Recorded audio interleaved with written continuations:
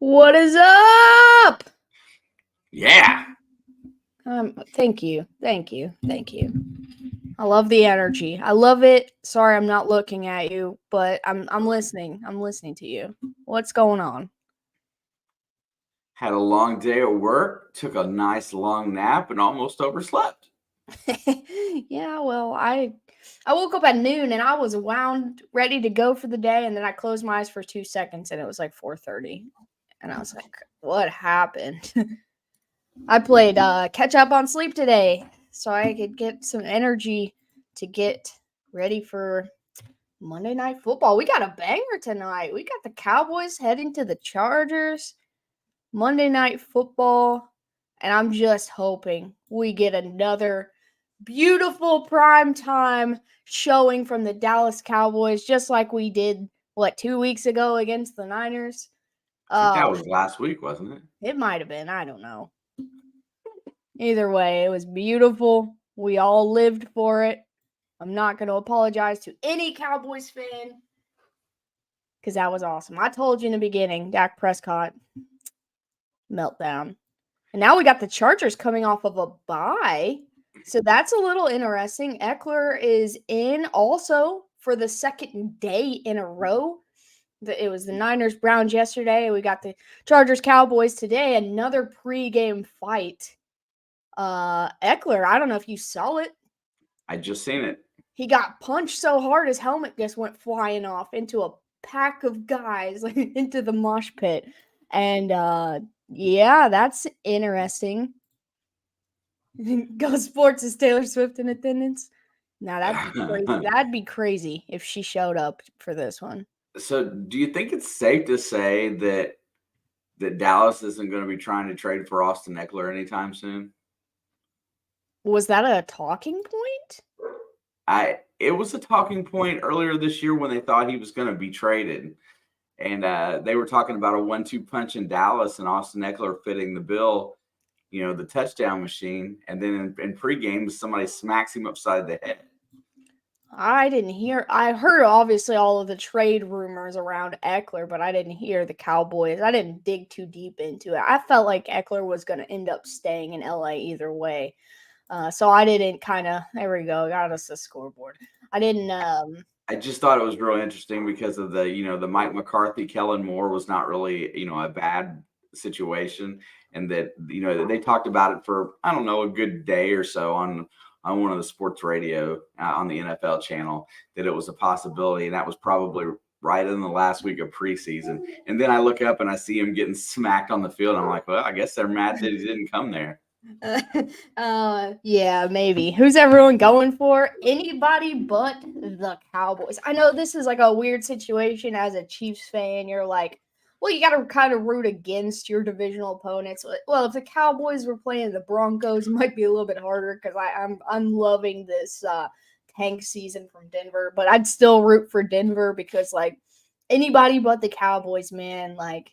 And watching them start their season kind of strong, and then just if I could just watch them decline the rest of the year, that would be fun for me. There's a couple matchups I'd like to see them win, but tonight I'm going all in on the Bolts. I'm not. We still got a game, one less loss than they do, so I don't have to quite worry about them just yet.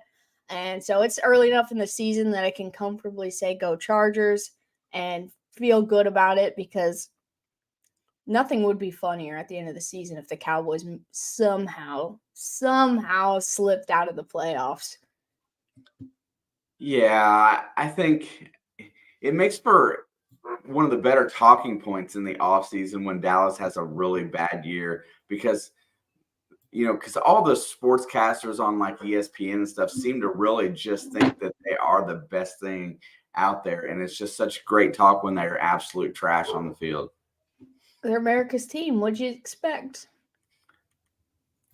I don't know. It makes it real, listening to everybody on ESPN makes it real easy not to root for them at all. And I will be right back. The dog is going nuts over something. I'm not sure. Dude, I could hear him. We're not having a cricket replay tonight. Everybody stand up for the Pledge of Allegiance. If they're doing the anthem right now, I apologize. I cannot hear it. You can see on my background right here, the wall, that my TV has blue screened for like the 72nd stream in a row that we've got a football game. So I am currently working on that. Let's see. And we are still struggling. But everybody stand for the Pledge of Allegiance and the downfall of the Dallas Cowboys. All right, let's try this.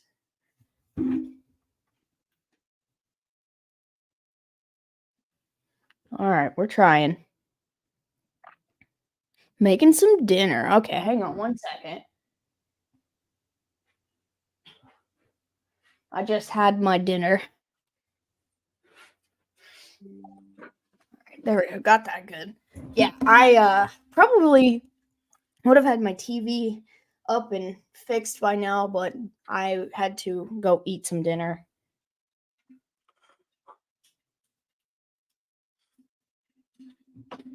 So the dog was just sitting in there on my bed directly above me, complaining for nothing. I don't know what he's mad about. So you've got the most strangely vocal. dramatic dog. No, the Chargers' pass D might make Dak look good. It's possible. It's possible for this to be a high scoring affair, but something tells me we're gonna get a game like last night, the Giants and the Bills, a very low scoring for no reason. Because the Giants' D has not been admirable all year, and obviously the Buffalo's defense has been pretty good all season. And that's kind of what this is. You know, the Cowboys' defense has been pretty solid, minus the Niners game all year, and the Chargers' defense has been a little suspect. So it feels like the same kind of energy as last night's game. I want a game like the Jets and the Eagles tonight. I can do see Jets, Eagles, or Cowboys, Bills. I mean, not Cowboys, Bills and Giants. Like, it just feels the same for some reason. Dude, PJ Walker isn't all that bad, and I mean, he didn't have a great game against the Niners, but he's not that bad. I like Taylor for the Giants. I think they should at least consider him next week. I know they said that they were talking about getting Matt Barkley, and then they talked to Ian Book today as well. And I was like, listen, those guys are not a better option than Taylor. I thought Tyrod played pretty well, honestly. I thought he played an admirable game for a situation he probably wasn't. He wasn't really expecting. Backups don't really expect playing time in the season. I can't understand how they can expect a whole lot more going into Buffalo, where their defense has been pretty dang good this year. And if it hadn't been for poor coaching decisions, they could have won. Yeah, and we could talk about the last play, the pass interference, but even let's back up before that mattered. They could have won this game because they could have been kicking a field goal there other than trying to score a touchdown. Yep, poor clock management, whether that was Taylor's fault or Dayball's fault, I'm not sure. I think it was Taylor's. I think he checked down to a run, must have saw something in that line that he thought was going to get Saquon in the end zone. But not being able to stop the clock was a bad judgment call regardless, and that may be the reason why they're looking for a quarterback for next week. But I thought he played well. Yeah, I think so too. I don't know. Yeah, PJ Walker played really well. I mean, God, I wouldn't say really well, but he played well enough. I mean, he did throw a pick six in the game, which could have been prevented. It's just, I can't imagine how hard it is to just be, thrust into that role, not really knowing it's coming, and then expected to go on the road or play a top defense like San Fran, and then be judged on your performance when you haven't been getting that many reps. I just, it takes a little time for you to get your stride. And those two guys as backups, coming they had in their playing teams against in the the game. Niners defense and the Buffaloes defense. Like both of those teams have, top 5 looking defenses. But how New York is that to say, oh, you know what? Let's go get us another quarterback, even though, Taylor played really well. And we're kicking off. Boom. Oh yeah, I still don't have it. Oh, and he's going to run it back from the 2. He's going to hit out the 15. He's got a hole, but it closes quickly. And Turpin gets taken down at about the 18. So I'm assuming the Cowboys have the football. You did not say. Cowboys have the ball. Dak Prescott career 171 touchdowns, 69 picks. Yeah, it's going to be at 100 picks by the end of the season. Well, I doubt that, but that would be pretty bad. First down 10. Prescott's under center. He's going to hand it off to Pollard. He's going to squirt through the left side. How much do I have to give you for you to stop saying squirt? What do I have to do? Because I'm willing to do just about anything at this point for you to stop saying that word. It just happens sometimes. Nobody just happens to throw that word out multiple times a day in a football game. Just you. And first play of the game on offense, and the Chargers have an injury on the field. Sebastian Joseph Day. They do not need any more injuries either. That's another team. They're just starting to get healthy. That's what I'm saying. I mean, they already lost a couple guys for the year. Last thing they need to do is rack up some more injuries. I'm watching on ESPN, Chris. I don't think this game's on Prime. Only Thursdays. That's what she said.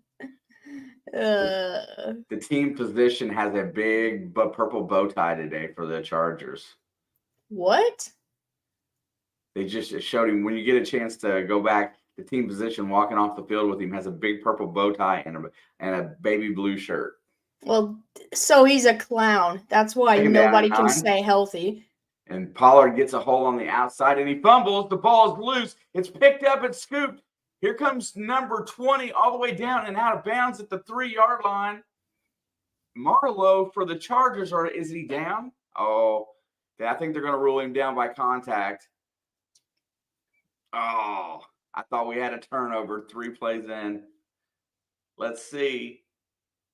Derwin James on the tackle, and he is down.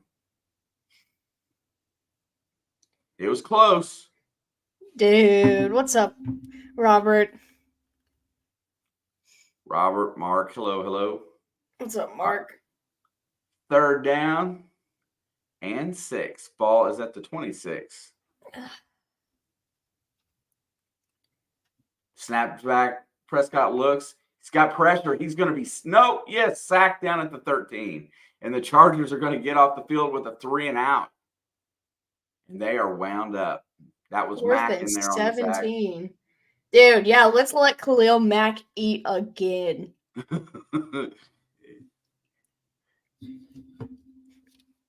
That line broke down pretty fast. Pressure comes from the left, from the outside, and the tackle, he took the tackle with him. That's one of the talking points I wanted to bring up, but I was fighting with all of my technology. Is the injuries for both teams, but specifically the Dallas Cowboys offensive line has not stayed healthy. He reverses his field on the punt, trying to get the edge. He's got it. He's at the 50, the 45, all the way down to the 41, and the Chargers will be starting in positive territory from a great punt return by number 12. I don't know who that is. Davis? Davis.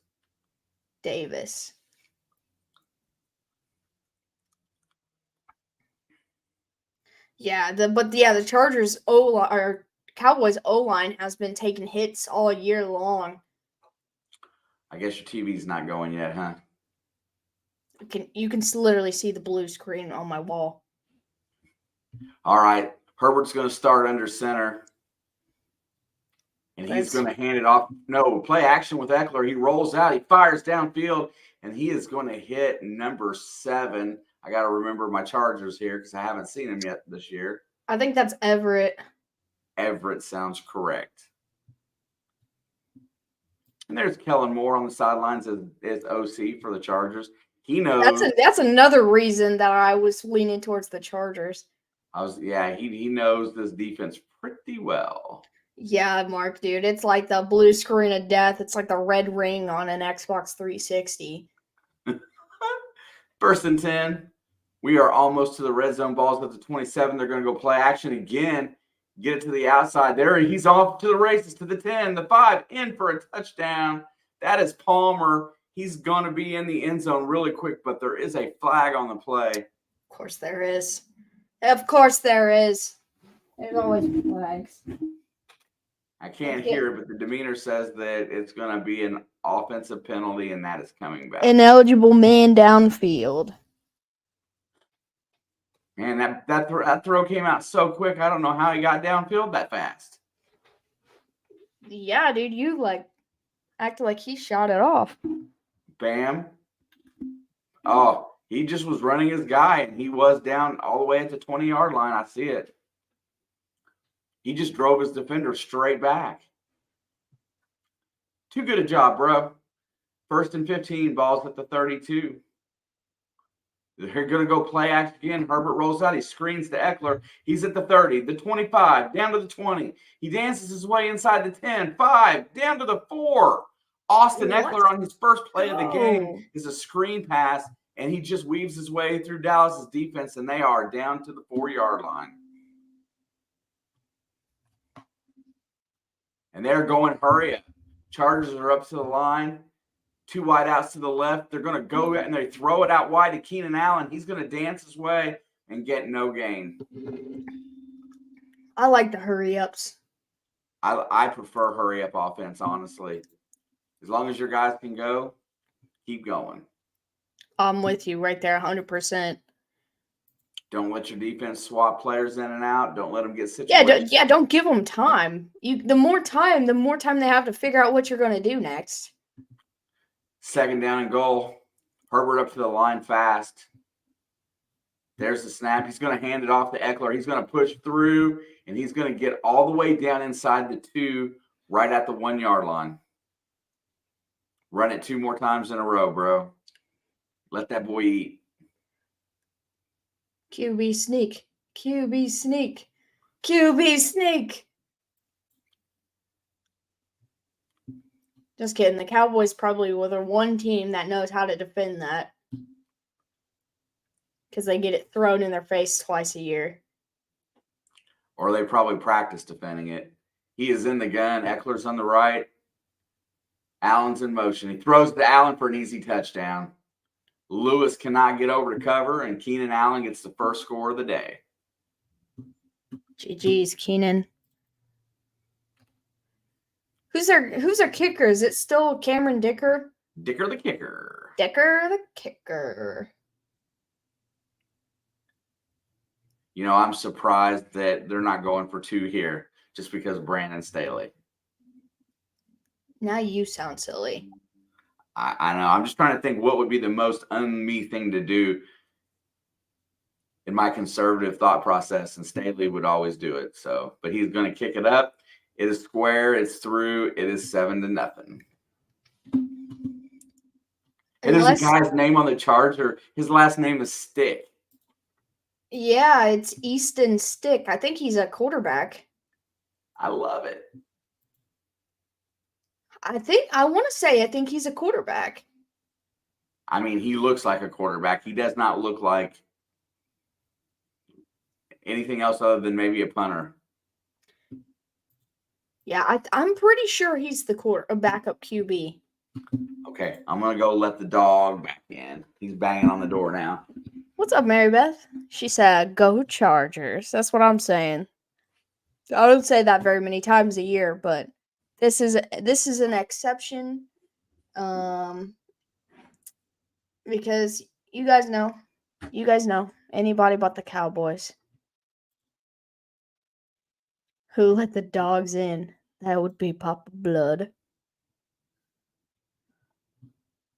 Dude, his dog will just. He's very, very vocal. Don't like the Cowboys. Yes. Cheers to that. I don't have my water yet because I was rushing.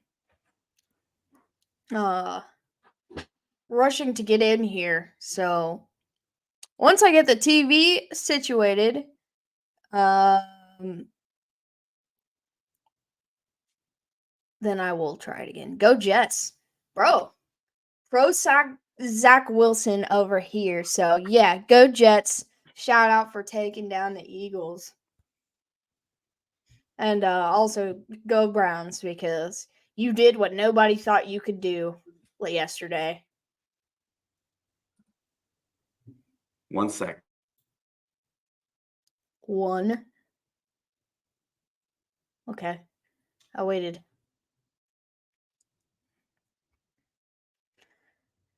My TV box is L8, so it usually counts down to 3, then loads, and then you should be good. Maybe, just maybe. We'll have a game on before the first quarter ends, or before Dak Prescott's first interception, one or the other. Good game with the Jets yesterday. Absolutely. I was straight up just like, I don't know. I watched the ending of the Niners game because I didn't get to watch it because the Bengals game was the what was being shown at work, but I got to watch the ending of the Niners game and then carry that over to get to watch the Eagles and Jets game, and yeah, that was awesome. Fun fact, I had more turnovers yesterday than Zach Wilson did. It had cherry in it. It was really good. But I only had one. And, Zach Wilson doesn't play the best. He's not an elite quarterback, but he didn't turn the ball over against a good Eagles defense. And everyone can say that the Eagles were out without some top corners, but so were the Jets. And so I feel like that's a fair playing field. Also, Mekhi Becton had a really great game yesterday. What's up, Dave? How we doing? Okay. Dak's got the ball at the 25. We're at L4. Goes play action, looking down the field, fires, and he is going to hit. That looks like CeeDee Lamb right at 10 yards for a first down. See where they call forward progress. That's a really good wide receiver that really needs the ball. He doesn't mess up a whole lot. That should be a first down. Making some pizza rolls for dinner and paying my bills. I had French toast and bacon for dinner. It is a 1st and 10. I guess the TV's not up yet. I can't see your screen. What do you mean you can't see my screen? Back to the throw. He throws again, fires over the middle, wide open is CeeDee Lamb again, and they are all the way down into Charger territory, down to the 41, and he's fired up. I can't see I can't tell what color your screen is. That's why I was asking. I didn't want to overstep. Blue. Blue. Okay. Is it Charger blue? Well, it ain't Cowboys blue. It's not dark enough. Not dark enough. All right, Dallas is moving pretty fast here. This Chargers defense has not been great this year. Back to fire. He throws it again and tries to throw into a tight window, and that one's going to be knocked away. Nope. Bronco blue, as like Cowboys blue, is too dark. Let's ride. Oh, gosh. I feel like Gallup was intended 43. Was a little handsy there on the play, but no foul called.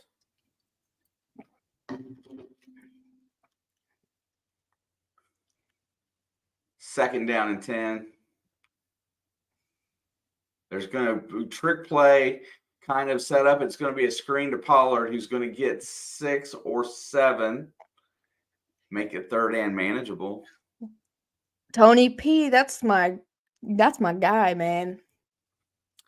There's a lot of really good pieces in Dallas, and it comes up year after year. And I think that one of these years they're going to realize that maybe Dak just isn't everything that they think he is. Can they go ahead and realize that? Because it's just true.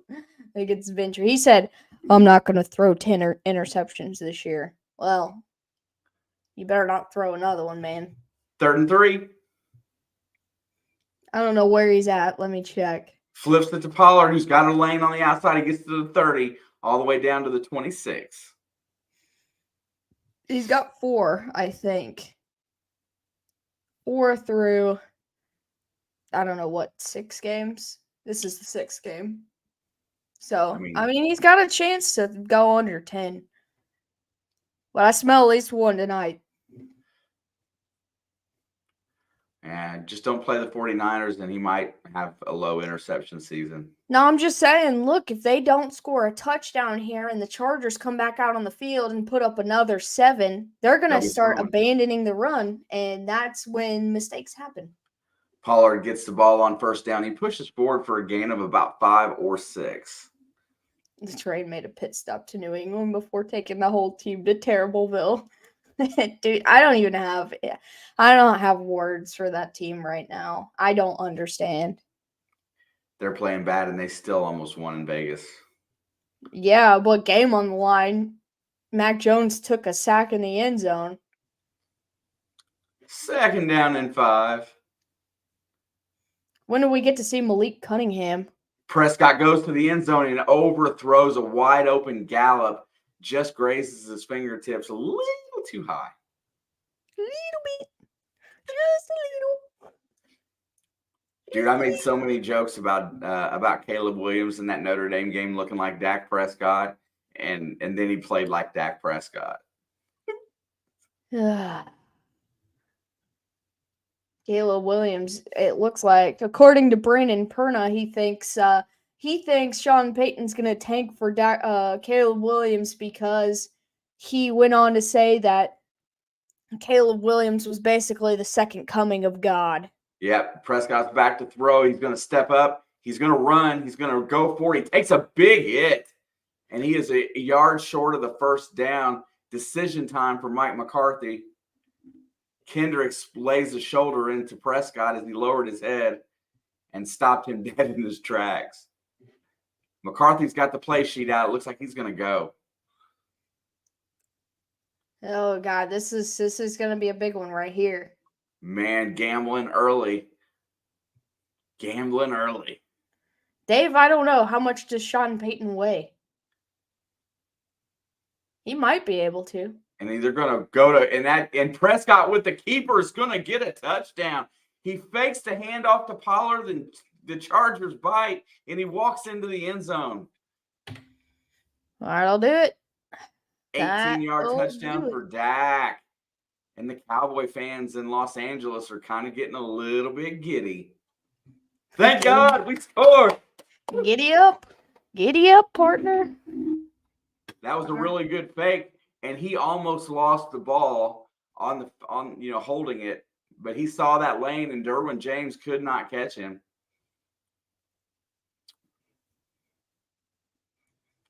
I got a TV, but I don't have sound, so that doesn't look good.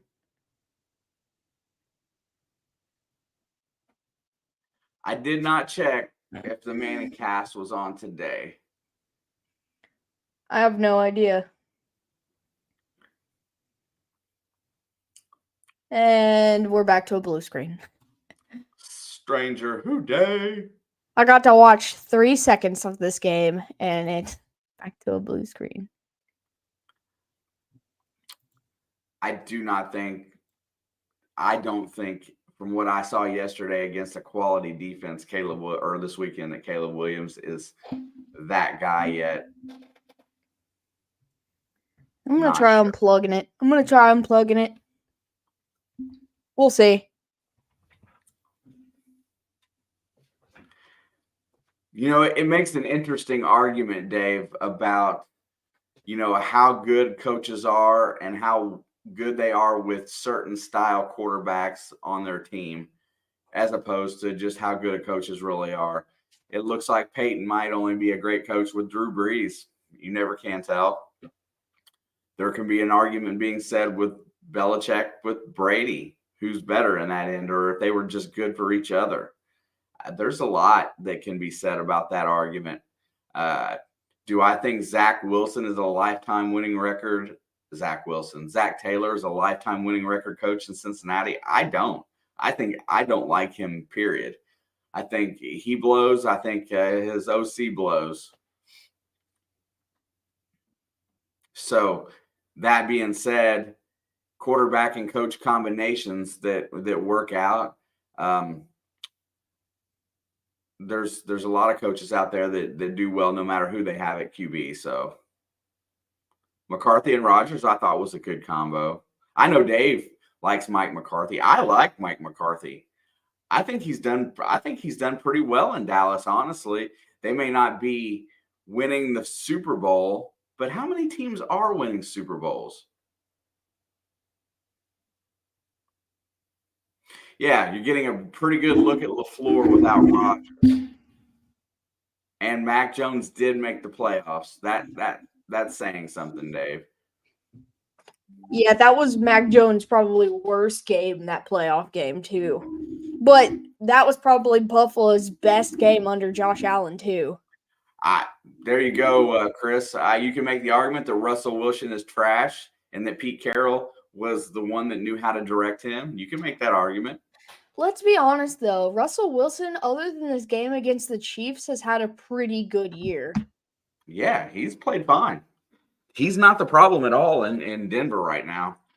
I mean, this past week, this Thursday Night Football against the Chiefs was awful, but I've also watched him put up 30 against the Chiefs like twice last year when they were the worst team in the NFL.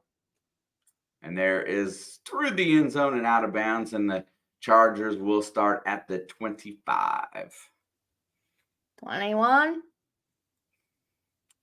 I was hoping I'd be on by this drive. All right, well, we are tied 7-7. And here come the Chargers. Bulked up, boys. I think this is Brandon Staley's last year in LA. The coach in Denver is the worst coach I've had. Are you talking about Sean Payton or Vance Joseph? And there is the carry on first down going absolutely nowhere. Dallas D-line stands up the runner. He gets a gain of about 1. That's Eckler. You know what? Zach Wilson played really good against the Chiefs. Other than that fumble, that was literally his only mistake in the whole game. Oh, shit. He played up to his potential in that game for sure. Nah, I think he's got more potential. 2nd down and 9. I think Saleh might be going off the deep end, though. And there goes, was that Palmer? Eckler. No, Everett on the, like an end around play. Oh, Everett? Really quick. Oh, crap. I didn't put the scoreboard up. What's up, Craig? I got it.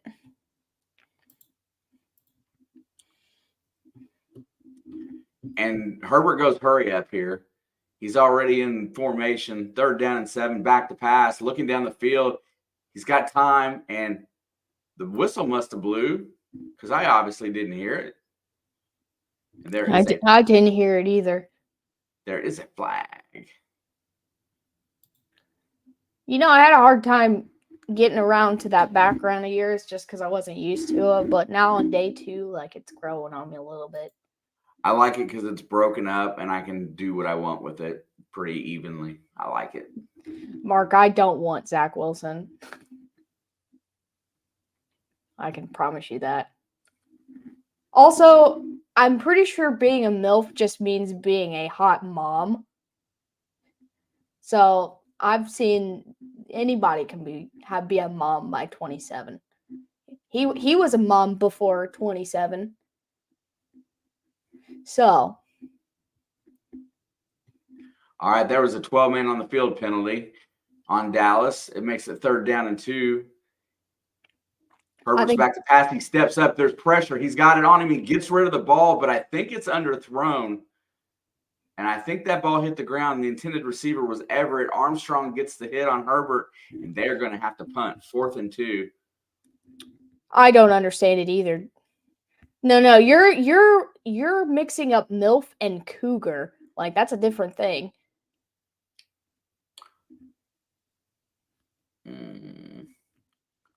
See, I feel like I'm pretty sure a MILF means hot mom, and then Cougar. I'm starting to remember. I don't have a crush. Cougar is an older predator woman looking for a young man. Well, let's look up the definition of MILF. Well, Since none of us know. I mean, it's in the letters, Mom. I'd like to. A sexually attractive. Okay, it has nothing to do with being a mom, apparently.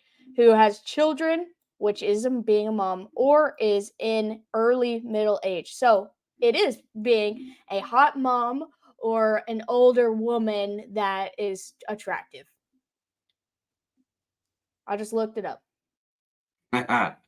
Hey, Chris, I was a mom for a good part of my life. Just saying. Yeah, dude, he was my mom before he was 27. So something I've never been called is a MILF, but I'll take it. Thanks, Chris. I was gonna say someone else is gonna have to do it. It'd be weird if I said that. It would get a little weird. I wouldn't say that, but some would say she's robbing the cradle, but I think he's digging up the grave. So a 19-year-old can be a MILF if she has had a child. Yes. No. I was very serious when I said he was my mom before 27. You can call him my dad, but you can also call him my mom, and it's still correct.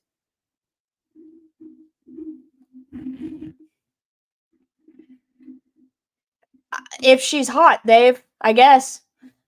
That's what this says right here.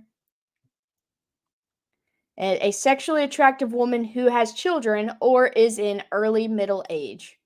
Because if she is older than that, she's just a cougar.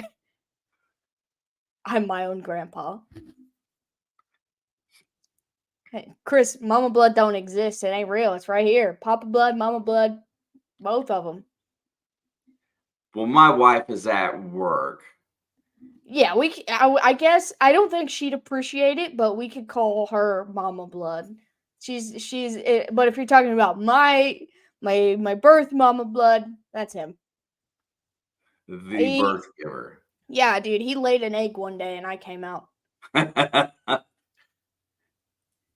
Alex was hatched. Yeah, dude. For real. And nobody can prove otherwise. He was the only one there. Now, but for real, what happened? Well, I was raised by one person. It's this guy.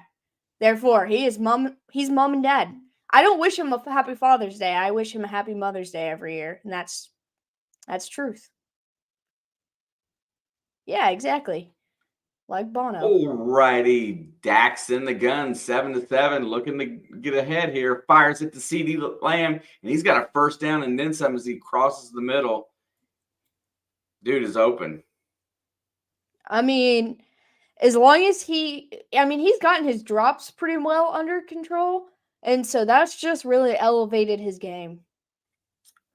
I mean, that was a great move, just a slant route to the middle, and he was hit the seam. Dak hit the throw.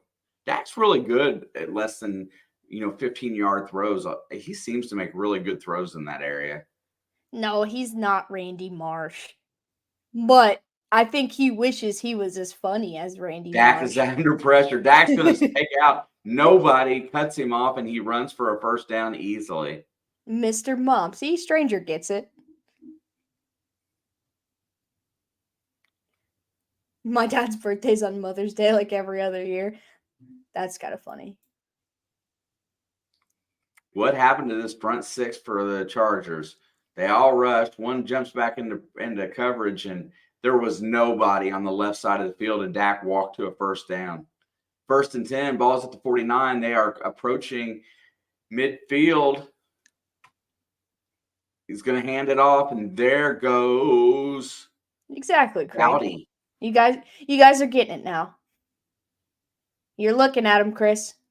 I tell you, I don't know why you guys ask me this like I feel like once a month, and I tell you it every time. But I think you guys are getting it. There's my mom. You don't have to say sorry. There you go, Alex. I identify as your mother. And my father, and that's okay. And that's okay. Second down and 3. Dak's going play action. Here comes pressure, and he's going to rolls out of the sack, gets away, has time. Here comes pressure on his backside. He's still going to take a sack, but he does not throw an interception. Well, that's just as good. It's just as good. You know what? I'll leave it up to you guys. You guys can decide who you want my mother to be. Taylor Swift. All right. Taylor Swift's not old enough to be my mom, but. And Dak just takes a shot to the head, bends his neck back. I didn't even see that part of the tackle. All right, get him out. Concussion protocol. Yeah, they did that in the college game the other day. It was nuts. And now the whistle is blown. What is the call here? Timeout or a penalty? Penalty. I'm Looks pretty like sure Dallas is Ariana gonna be Grande is charged with younger than timeout. Taylor Swift.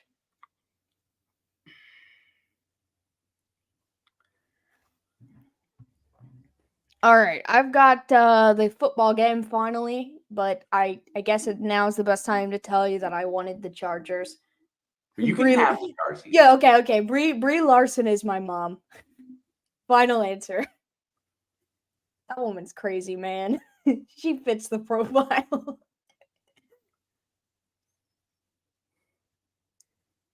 I think Miley Cyrus is probably the same age or younger than Taylor Swift also. Yeah, everybody kind of forgets that Miley Cyrus was just thrown onto the media scene when she was really young. I mean, honestly, Taylor was too, but she chose to. That was the difference. Her parents wasn't a superstar, right? Like Billy Ray was. Speaking of like someone who's crazy, Billy Ray Cyrus went off the deep end too. I mean, he was never buttoned up.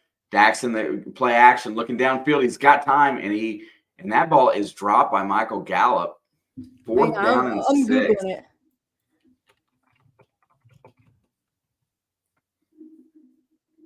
Oops. Okay, Miley Cyrus is 30, and Taylor Swift, I think, is 33. So she's not way younger. I told you they were right around the same age.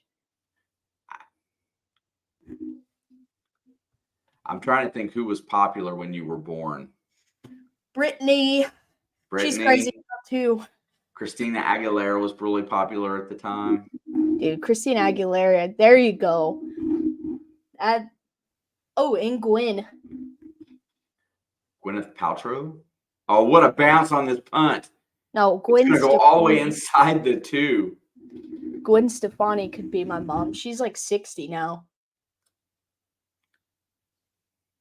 No doubt.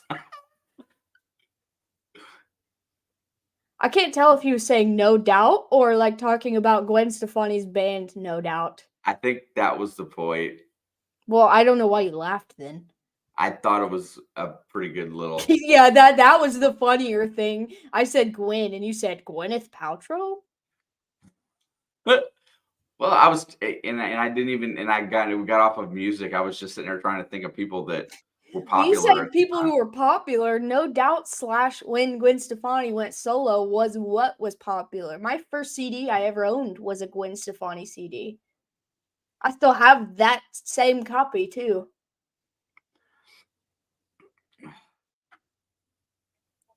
All right, finally, with 1:47 left in the first quarter, I finally got a TV football game. All right, let me pick these wires up because I have them spread out back here, and then I'm ready.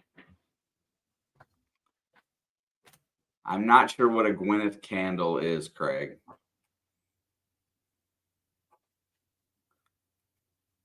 Avril Lavigne was. I don't know if that was. I don't know if that was a little later. Which one of you owns the Gwyneth candle? Is that the woman part candle? I'm pretty sure one of them made a candle like that. Avril Lavigne's a legend. Are you talking about the actual Avril Lavigne, or are you talking about Melissa? He's so confused. He's so confused. And yeah, it smells like Gwyneth Paltrow. Yeah, I thought that's the candle you were talking about. Yeah. When CDs were still relevant, I was a kid, so all the ones I had were hand-me-downs. I have a couple of hand-me-downs from him that he was going to get rid of, and I was like, don't you dare. I have dozens and dozens of CDs. Every concert I used to go to, I'd buy a CD from like every band just to add to the collection. Yeah, she's got a lot of out there things. You know what? Famous people can sell anything, though, Mark. That's just a fact. There you go. All right, finally, I get to watch the Chargers start on their own too. That's so dangerous. It doesn't actually smell like lady parts. Well, I still buy CDs too, Dave, but I don't know what it smells like. I've never smelled it. All right, 1st and 10, hand it off up the middle. He's gonna get 2 or 3 yards to dig him out of a hole a little bit. That's Eckler. I love physical media. I still buy CDs and vinyls. Or Wasn't that long ago I got you a record player, was it? Yeah, that record player is not good on records. So I'm looking to buy a better one because I have so many more vinyls now. So I can actually play them. But it's just not good on them. It's kind of damaging. 2nd and 7. Herbert throws it out. He gets it to Allen. Allen shakes off the defender and gets the 1st down and more. Good play by Keenan to just kind of spin out of that tackle. He literally shook him off. You know, he feels like he's been around the league for a long time. One of my friends is hardcore into vinyl. He's a music major. I almost went to college for music. But dude, I've got a big old stack of records because I love them. I just love all of that. I have a lot of bands I listen to now still sell tape decks. What are they called? 1st and 10. Herbert checks it down to Eckler in the backfield. He's gonna get across the 20 and out of bounds for a short gain. Yeah, cassettes. They like Beartooth just released a new record on Friday. And they're selling copies of it on cassettes as well. That record's pretty good, Dad. You gotta listen to it. I want to now that I know that it's out for sure. Yeah, I forgot when it was supposed to come out, and I got a text from their media thing that they send out, and it was like, "Hey, stream our new album now." It's pretty good. I've listened to it all the way through twice. And that's gonna be the end of the 1st quarter. Play clock ran out. But it's kind of like a roller coaster ride though, because like they go through this like real tearjerker kind of song, and then the next one will be upbeat, like thrashy, like yelling, like wild. And I'm like, man, listening to it in order is kind of hard. Yeah, dude. Talking about, we love. That's one of the things that we share is love of rock music or metal, whatever you want to call it. And Caleb I Shlomo feel is. like Beartooth's like borderline both, like a heavy rock, some metal. But have you ever told the Caleb Shlomo story in here? Because that's a sports relevant story. That was a pretty good one. It's Caleb Shomo. I thought it was Shlomo. Shomo. Why did I think there was an L in there? I don't know. Thank God, it sounds better that way. You just made it up. I don't know. No, dude. One time, me and Dad went to opening day for the Reds because we got free tickets or something, and it was awesome. And they were like having the parade, and the streets were all full and everything. And we ran into that dude. I picked him out of a crowd because he's an Ohio local. They're really from Columbus, but Hard rock metal lines are very blurry. Yeah, they go fairly heavy, but they can go light enough to stay like good rock and be on the radio also. So they kind of go back and forth. I don't know how to designate them in a genre exactly.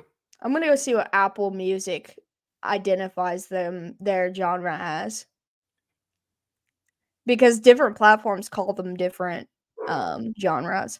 A hardcore punk band is See, I what don't agree. I don't know. The kind of shouty type is very like not scream, but like shouty kind of. It does give a punk vibe. But oh no, just kidding. They're labeled as hard rock. When they started, they were labeled as hardcore punk. I used to like Sounds Falling in Reverse. I still love Falling in Reverse, man. They just announced that they're opening for Disturbed. Like they announced that today. Isn't that a weird tour? Yeah, it's gonna be like the tour I saw when I was a kid. I saw Skid Row open for Aerosmith, and the opening band came harder than Oh, the I main I got chorus. a I got a funny Falling in Reverse story. Speaking of that, all right, so it's gonna be second down and 5. Herbert's in trouble. He's being flushed to his right. He throws it as he's getting hit or getting pulled down, I guess, and it's gonna be incomplete. Third down and 5. Uh, Good defensive play there. Dude, I can't believe they're opening for Disturbed. They're not the opening band. They're like the band right before Disturbed, but it's still weird. Is it co-headlining? No, it's not co-headlining. I saw someone on Twitter say that the people attending that concert are gonna smell bad. And I laughed pretty hard. All right, third down and 5 from the just past the 20. Play clock's running down. Herbert's looking, and Ooh, he's he gonna get caught batted it. down in the line. But it's somehow Herbert catches his own pass and he runs it up for a first down. That happened so fast. I lost the ball. God, how many times do you throw a ball, it gets batted at the line, you catch your own pass and run for a first down? And no one catch you. The middle of the field was wide open. Look, There was nothing but green in front of him. Dude, great reaction out of Herbert because a lot of quarterbacks would have just like let that go. All right, first and 10 now. He's going to toss it to Eckler. Eckler's going to get up the middle for about 3 yards. And it'll be second down. Dude, JB, anybody but the Cowboys. Dave, Skid Row was phenomenal. I got a great story sometime. It's too long for in here today, but Sebastian Bach ended his career playing Jesus Christ Superstar on stage. Thought that was really strange as a singer. I don't know what he's doing now. I haven't seen him in a while. Dog is losing it. I'm not sure what's going on today. Okay. All right, second down and 5 from the 35. I say run it again. And he fakes the handoff. Herbert steps up in the pocket. He sees a little bit of a lane, and he'll get maybe a yard. And the flag's coming out. I think it's going to be on the hit on Herbert. I'm not sure.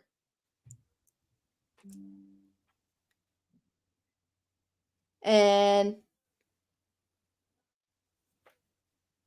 it's going to be an unnecessary roughness call. I think it is going to be on the guy who brought down Herbert, or he tackled him, I guess.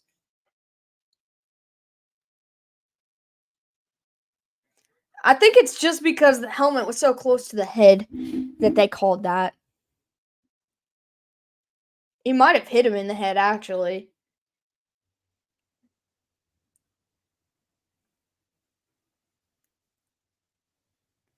It looks bad, yeah. All right, so it's going to be an automatic first down and an extra 15 yards. So it's going to be at the Dallas 49 now. First and 10, Herbert pump fakes, pulls it down, and he's going to end up getting sacked. The flag does come out before he got hit, so I don't know if it's going to be a hold or what. CeeDee Lamb looks very disgruntled on the sideline. It's going to be hands to the face on the defense. The first quarter was your TV signal. The second quarter is my dog. Well, your dog was there in the first quarter doing it too. And he wants out now. He already wants in. I don't know what's wrong with him. Maybe he heard something outside. My dogs are outside right now. All right, 1st and 10. They're going to hand it off. I don't think that's Eckler. That might be, Spiller? Who was the backup? CJ Spiller. It is Spiller. I couldn't remember. At least it's not a cricket. Oh, dude, that cricket about gave me an aneurysm. That cricket was nuts. Tribute to the cricket down in the corner over here. He will live in infamy. God, I hated that guy. All right, so that run was going to go for 2. It's going to be 2nd down and 8 now. Herbert looking. He's got time. Micah Parsons, they get him blocked. He fires it, tries to get it to Everett, and he can't hold on to it. I forgot to mention that Herbert broke one of his fingers on his non-throwing hand, and I just showed it a second ago.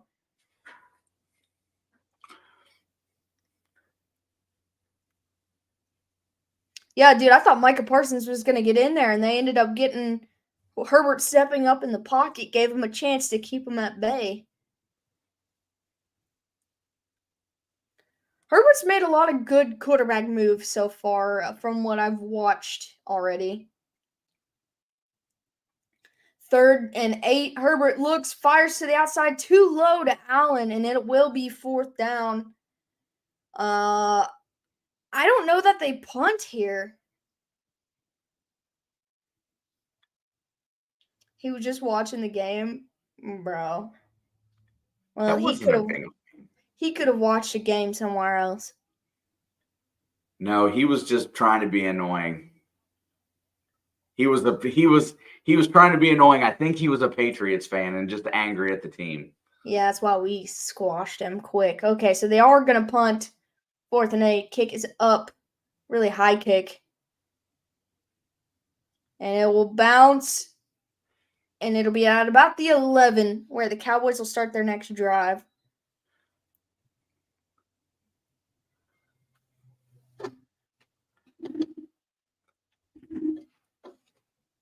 He was just watching the game, bro. That's funny.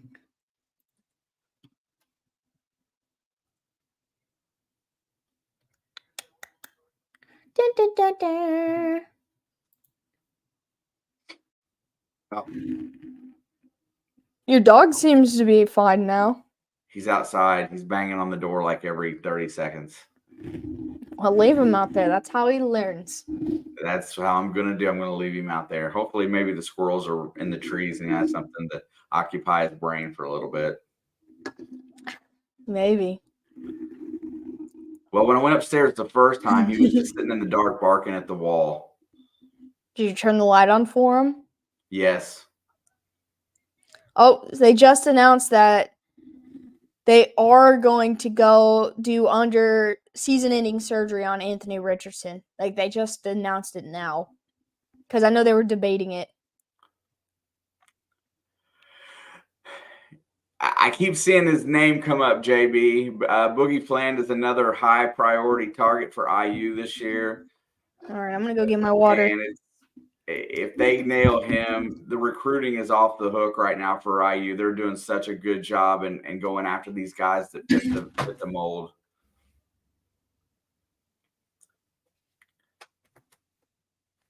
I'm so psyched for basketball. It's unreal how wound up I'm getting. But even if they don't land him, I think there will be the recruiting classes already with Liam McNeely coming in, and then the young guys that they already have that are going to be there for 2 years better. Well, listen to this, man. I'll throw some shout outs Shelby's way.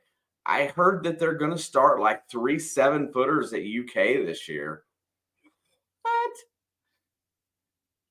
I haven't seen it yet, but we were talking about it, shop talk this morning, and they said that they got like 3 7-footers that are going to start for UK. College basketball is going to be amazing.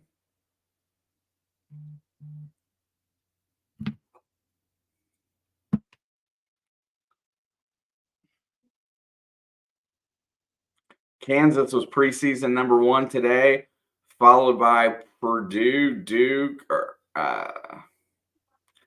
man. 2 Big Ten teams in the top 5, Michigan State and Purdue.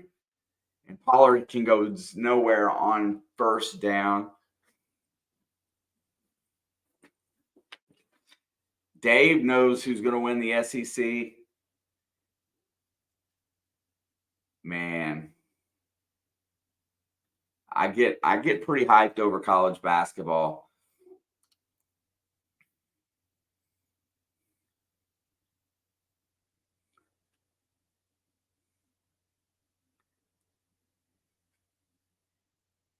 Prescott's back to pass. There's a flag. He's got to play. I don't know if it's a offsides or not. He dumps it off to Pollard, who loses 2 yards.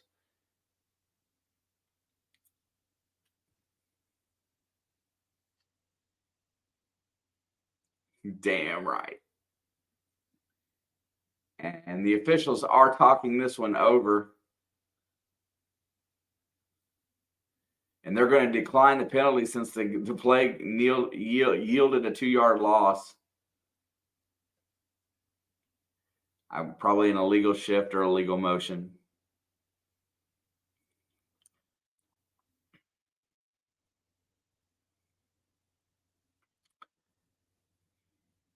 Yeah, it's fun, Dave.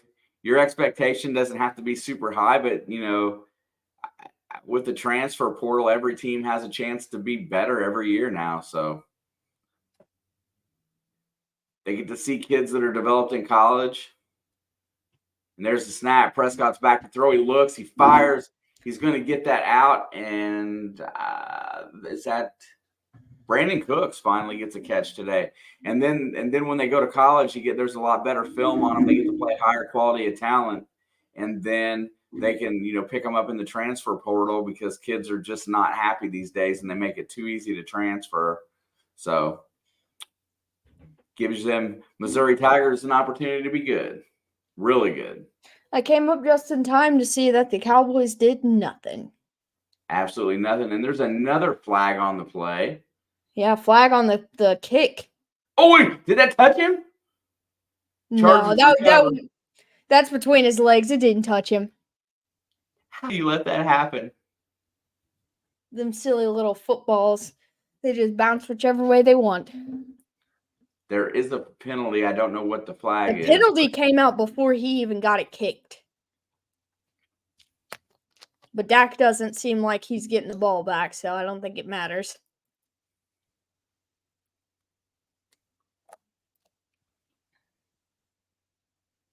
Illegal formation on the kicking team.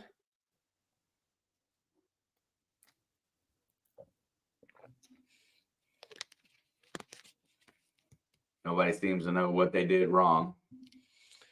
Well, even if he had muffed it and they lost it, it wouldn't have mattered. Of a roughly ovate spheroid. Absolutely. Those things are just do what they want.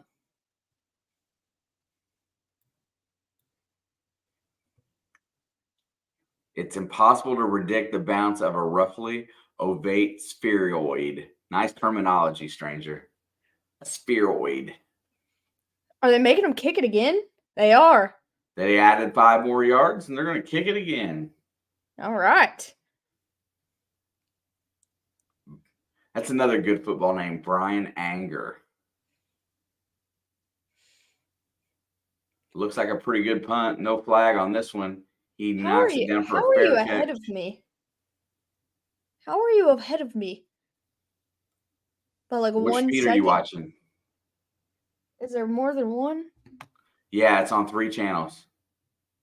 Or 2 channels at least. It's What on channel? ABC and ESPN. What channel are you on? I'm on ESPN, and we just left for commercial. Well, so did we. I told you you're 1 second ahead of me. Well, what channel are you on? 9:20. 9:23. All right, 9:23. And we do have the Manning cast too.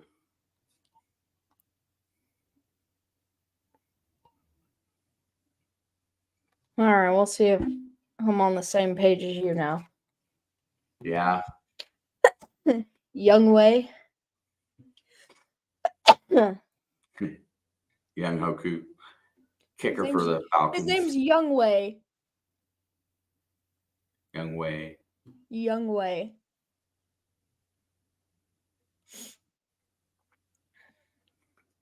He's a good kicker, though. They're giving that Jake Moody some. Thank you.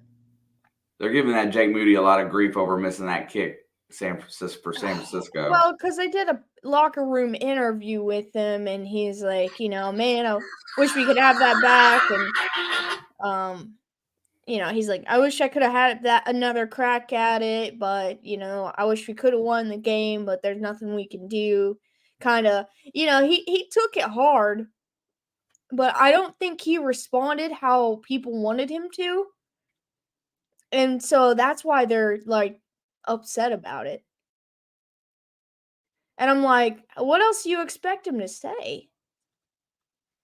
Well, it's the first time that he's been put in any kind of a pressure situation since being in the NFL. San Fran has led every game by a buttload, so and also it's been extremely windy and slightly rainy in that game. Tough place to kick. Every place in the AFC North is pretty tough to kick, except for maybe Cincinnati might be the easiest, and it's not that tough. It's not, except for when Green Bay comes to Cincinnati, and then nobody can make a field goal to save their life. Yeah, it can be tricky in Cincinnati. That was like 6, 7, 8 missed field goals in that game. Yeah, I don't remember. It was McPherson's rookie year, and it was like the only bad game he had against Crosby. All right, 1st and 10, toss to Eckler. He's trying to get to the right side and does, and he'll get a few positive yardage. About 3. Indoor stadium's a little bit easier. I think Arizona has a retractable stadium, if I'm not wrong, but it's usually closed, right? I don't know who won that game. I don't remember. I just know that nobody could kick to save their lives. Yeah, I can't remember. It's tough on your rookie kicker, though. Mentally. Yeah, I don't think Jake Moody needs to be giving grief over one slightly off kick. 2nd and 7. They're going to hand it off to Eckler, and he'll get back to the line. Yeah, you could see if you rewatch that Jake Moody kick, when they show, like, as he's kicking, the flag to the left of it is flying so hard the direction that he missed it. Like, that wind was tough. And the weather was crap, because even Purdy, like, he went back to throw one ball, and it just slipped right out of his hand because it was wet also. That was just I knew that was going to be a nasty game once I found out the weather anyway. All right, 3rd and 7. Herbert, flag flies. He's going to roll to his right, gets out of the tackle, and gets it downfield, but he can't connect with Allen. Just a little bit too far out of bounds. Is that true, Dave? I knew that they did something with the grass, but I thought the stadium opened. I just wasn't sure. It's gonna be a flag on the defense. He was offside, so it was a free play. Isn't that the reason why they had trouble with the footing in the Super Bowl? All I know is the grass. They watered the grass too much or something during the Super Bowl. Because everybody was slipping. That's it. That makes sense. I knew the field slid out, but I thought that was for concerts and stuff coming in. All right, 3rd and 2. They're gonna hand it off up the middle, and he is not gonna get there. So it will be 4th down.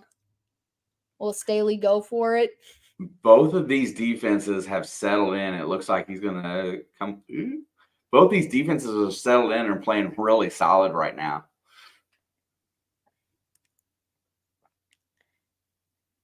partially openable. Okay, I just didn't know. The top of it looks like it could open. That's the only reason I thought it might. All right, 4th and 2. Chargers have to punt here. Kick is up. And he's calling for a fair catch at about the 22. Who's the worst team from this two, right? Like in this game or as a whole? Because I don't have an answer for either of those. As a whole, God, it's hard to say right now. Yeah, from this game, they're played about equally. As a whole, I mean, the Cowboys Carolina, have. I guess, just because they haven't won. Carolina's not playing in this game. Oh, from these two, I thought you meant as a whole. The Patriots aren't playing in this game either. These two teams, to me, they seem very equal in where they're going to end up.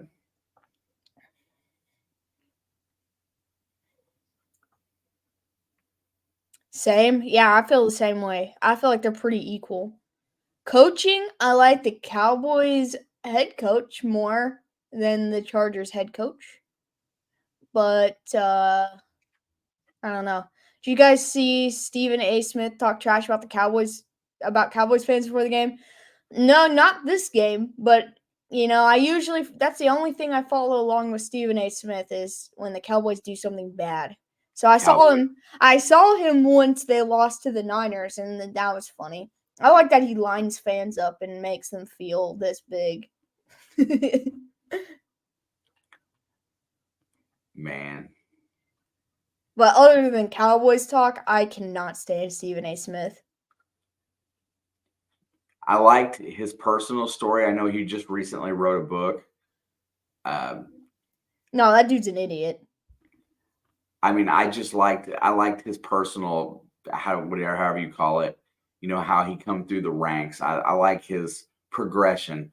I don't like his takes and I don't like his personality now so much. But as far as how he got to where he got, I have a lot of respect for the dude. Yeah, I mean, I'm not going to disrespect that, but I've heard some of the things he says now. Also, wasn't he the dude that was like saying racist stuff about Shohei Ohtani last year? Yeah, probably. That's what I'm saying. Like, I feel like he's just not a good dude. But when it comes to making fun of the Cowboys, I go all in on him. He gets 100% A++. Yeah, but outside of, I can't listen to him with the NBA because as long as LeBron James is still in the league, I don't want to hear half of those NBA guys talk. Dak rolls out and fires to an open Brandon Cooks, and he's going to get a nice gainer there on 1st and 10. Why is Jay-Z there? It's in LA. I respect the drip. I don't follow much baseball either, but I follow basically all of the media guys that on the internet that talk about stuff. And there's Dak's back to throw. He fires. He is going to hit, and that is Michael Gallup. He finally connects with Gallup. Gallup has a couple drops today. And has Dak thrown a pick yet? Not that I have seen. No turnovers yet. There was almost a couple. Yeah. That was his 4th target and 1st reception, so at least he's got one in. Gallup, 5-year extension. Jay-Z's from Philly, and the game is in Philadelphia. Oh, that makes sense. Yeah. 2nd down and 2. Will Dak take a shot here? Nope. He's going to hand it off, and Pollard pushes forward and gets really close. No, I'm not talking about treeing them. I'm talking about Ari and Schefter and those guys. I keep notifications on because they give updates for every team. I watch a bunch of YouTubers though. I like John Boy's videos. Not as consistently. This football game, the Chargers and Cowboys, it's in Philadelphia.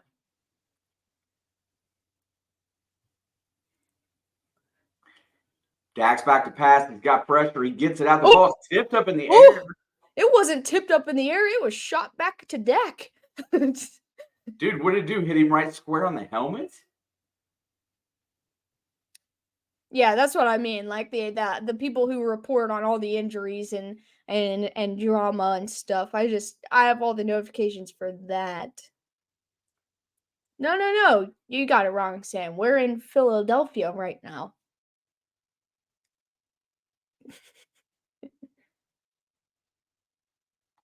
Oh, they're gonna get him for roughing the passer. I don't know which one they're gonna get because two guys were there. Tupelo? No, Derwin James. James. Let's see. Uh-oh, here it comes. I love that the what? That's so weak. He had like 10% of the total contact. Oh, it was Tupelo that punched that ball. Oh, South That was Philly. weak. Yeah, there you go. Now you get it, Sam. Dak's back to pass there. Gonna go for a deep ball. White. Oh my God! Gallup loses it. He had it in his hands. And so did Derwin James. It bounced into his hand. Neither of them come down with it. Ugh. Yeah, they're throwing them flags for protection. Yeah, penalty needs a booth review. Yeah, because they called it on Derwin James. Derwin James had just touched him. He didn't even put any force behind it. He wasn't even going to get credited for that sack. Oh, that looked like PI there. He had a hold of his whole jersey the whole way.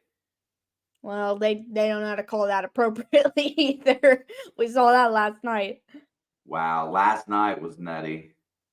I'm chalking that up to that back ref couldn't see that. I agree. But that doesn't mean the side refs couldn't. Well, they were so I don't even know. This seems like there's 20 officials on the field, but I couldn't see but just 2 in that play. I only could see the one in the back of the end zone, and he couldn't see it. But if there was anybody on the sides where they should be, they could have seen it. 3rd down and 8. Big play here because they are right on the edge of field goal range. A few yards would make it a little easier. Dak's back to throw. He fires. He's going to hit CeeDee Lamb, who's very sure-handed, and get the ball down all the way to the 22. Why are we playing in Philly? I don't know. Somebody, because Jay-Z's there, and Jay-Z's from Philadelphia. That's why. I was trying to remember.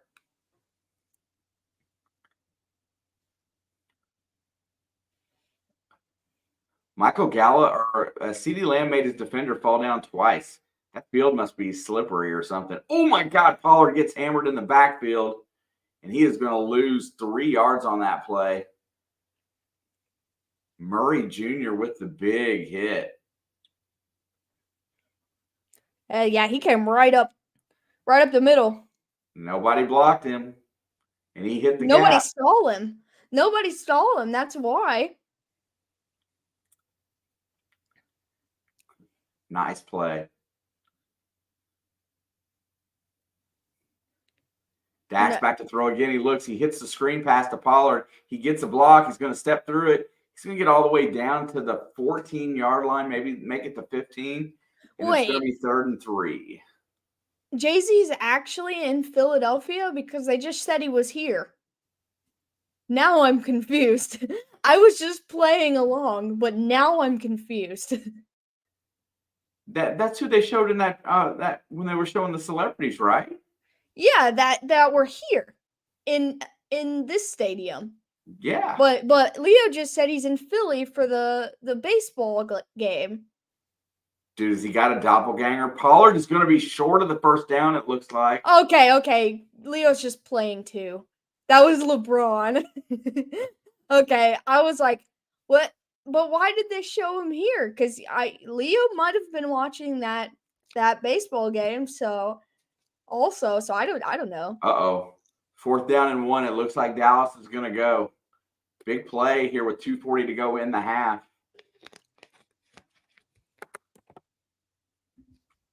This drive is 9 plays, 65 yards. They've ate 5 minutes of clock. And here they go. And he's not going He's not going to get there. Oh! They already blew it. He's not going to They get blew there. the whistle dead before he is 4-8, and he is stopped. That is going to be a turnover on downs. JX is in Dallas. Wait, no. They said JZ was in LA. So JX has to be in Philly. Or JY could be in Dallas. I don't know. God. Well, that's man. Gosh, I cannot stop sneezing. Oh, he was down before anyway. His knee was on the ground. So he definitely didn't get it, even without the whistle. Yeah, see, his knee goes right. I just want a quarterback to line up in that formation and bootleg it and try to get to the edge. Yeah, fake a sneak. JW is in Dallas and in LA? Oh my gosh. I'm so confused at this point. I'm not going to comment. All right, so it's going to be 1st and 10 for the Chargers. I hope the Cowboys challenge that. It's not less than 2 minutes. He's down. I was just hoping they'd be aggressive. Now, if they lose this game by 3 points. Well, that's their own fault. 1st and 10 now from the 13. Herbert rolls his right, hits Eckler. He can't hold on to it. If he would have, that would have been a touchdown for Dallas, so. I just want aiding the runner to be a penalty again. Is that what? Pushing? Right? Yeah. This is in college. Yeah, he never even had any control at all. No. But if he did, that'd have been a touchdown the other way. All right, 2nd down and 10 now from the 13. 2:18 to go. Fakes the handoff, turns around, looks, has time, takes a shot down the field, and he's got a guy. And that is Palmer. Josh Palmer. He'll go out of bounds. It doesn't stop the clock, though. And that'll be the 2-minute warning. That goes for 26 yards. Digs him out of a hole. Why does Brennan Staley look like 10 years older than he did last year? His beard is gray. Maybe he dyed it before. No, he didn't have a beard at all. But he looked much younger. Now he looks literally like 10 years older. He's not that old, is he? I'm looking it up. I'm looking it up. 38, 40? It looks bad if he's 38. He's 40. He looks bad for 40. I mean, he should shave it off. Who are we He looks rating like tonight? McCarthy. Let me go see if anybody I know or anybody that we know is streaming. I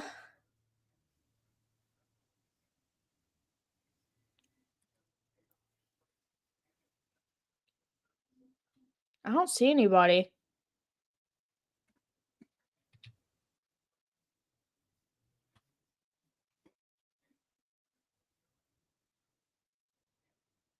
Yeah, I don't see anyone. At B-Dubs watching, bolt up. Let's go.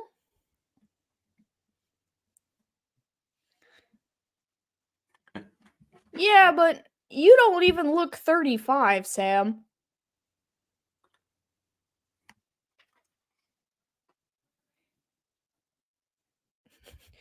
We're not going to raid Grossi.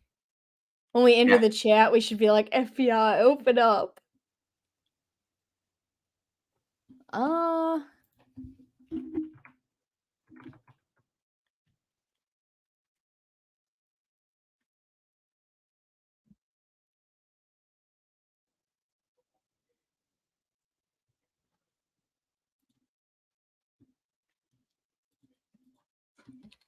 Usually at least like one person.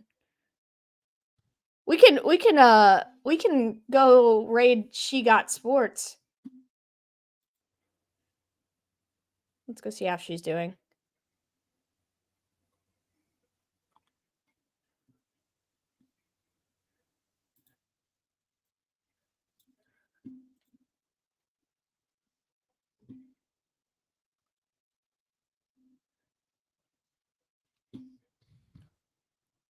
All right, 1st and 10. He's going to fake the hand, roll out. He's going to drop it down to Everett. He's got nowhere to go. What does Jay-Z have to do with it? It's Dallas and LA. What are we doing in Philly? I don't know.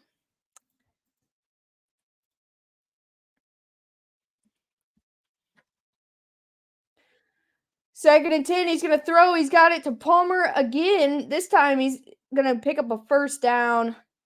He'll get out of bounds with a minute and a half. That was a really good throw.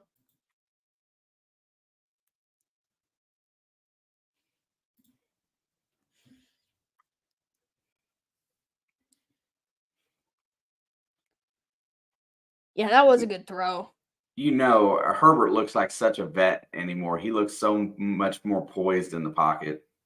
All right, 1st and 10 from the 50. He's doing well, honestly. I thought that was a full start. He's going to take a shot down the field, and he's going to overthrow Keenan Allen.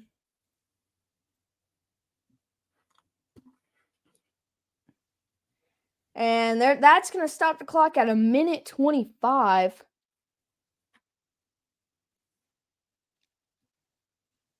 I told you guys I felt like this could be a low-scored affair. It's turned into a really good defensive game. If Vander Esch was playing, it might be different. And what's his name? Diggs. All right, 2nd and 10 for the Chargers.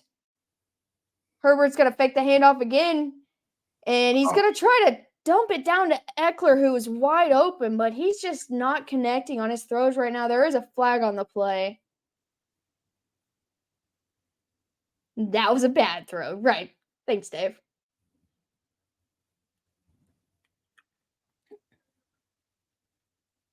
And that's going to be a hold on the O-line. Trey Pipkins. Well, we would have like 8 minutes left because Vander Esch would have been carted off injured. That's fair. That's fair.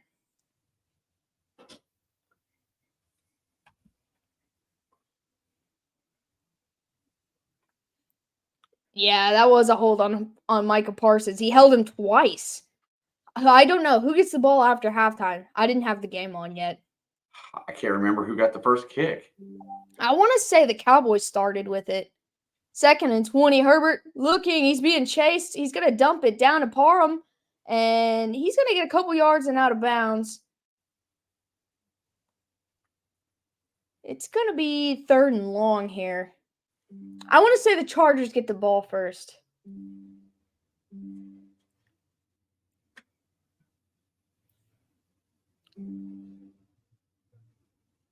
Chargers scored first, but I think the Cowboys had the ball first. The rep is jacked. All right, 3rd down and 14. Chargers need at least half these yards to consider going for it here.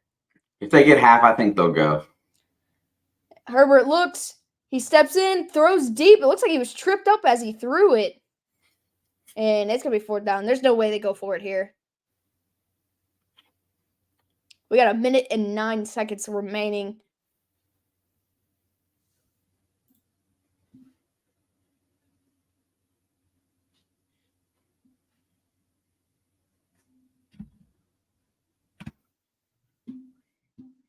Jacked like Hugh Jackman. All right, 4th and 14. They bring the kicking unit out. The punt is up. Pretty nice kick inside the 15. He's going to return it down to the 25, almost to the 30. And the Cowboys got 59 seconds and 2 timeouts to try to take the lead before halftime. This is where the interception comes. Yeah, he's going to press. He's played pretty refined so far.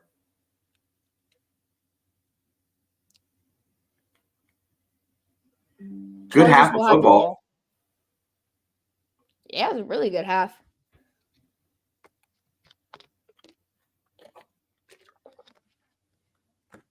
All right, Dak's in the gun. He's got 4 wideouts.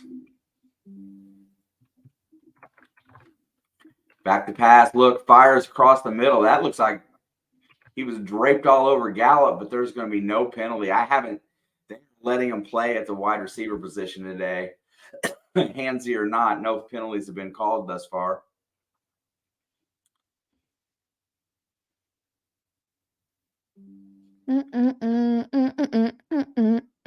You know, I think I like games better where they let them play handsy football. I like it. 2nd down and 10. You said, I like it.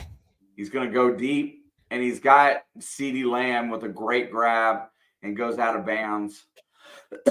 50 seconds to go in the half. If they get in range, I'm sure they'll kick the field goal this time.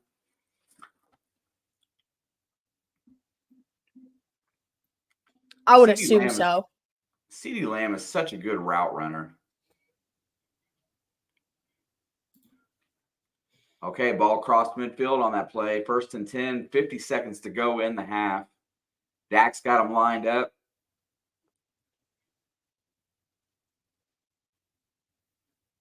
There's the snap. He's back. Protection's good. He lets it go, and he is going to get Gallup for another 1st down and out of bounds. They're going to let the clock run on that. He didn't step out. He got thrown out. To me, that should stop the clock. Yeah, but he didn't try to go out of bounds. He just got shoved. Like he was in the air. Dak's back. He's going to roll out. He's got room. He goes, and he's going to step out of bounds. There's a flag. It'll probably be holding because McCarthy's complaining. Interception if they get to the red zone. Maybe. I think this is a turnover type situation. Yep, it's going to be an offensive holding. As soon as you roll it out of the pocket, that's when the flag come out. And you know, Dak, Dallas, and near in-game situations are not really good with clock management.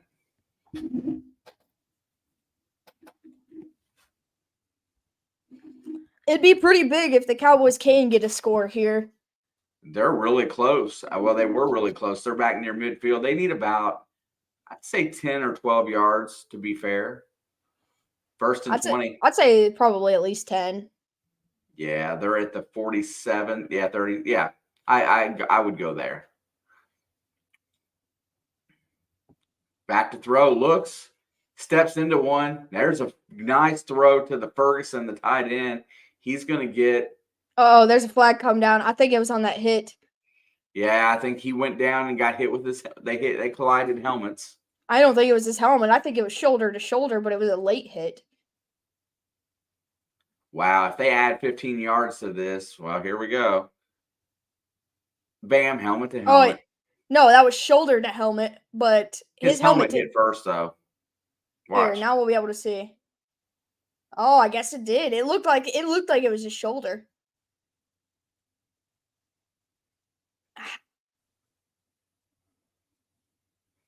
I feel like it was mostly shoulder. I'm tired of helmet-to-helmet hits being called penalties.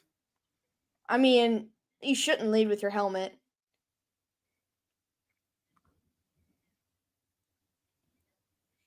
I like McCarthy's hat, though. Like the colors inside the star. Yeah, all the Dallas gear on the sideline has that. I'm not sure why. Now they're going to be on the 17-yard line. They can have 2 plays at this if they play it right. They're going to go to the middle of the field and use a timeout.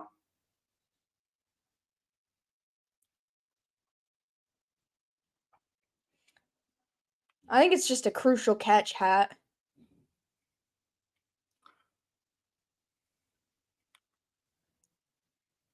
What was that play, right? Why would you throw right there?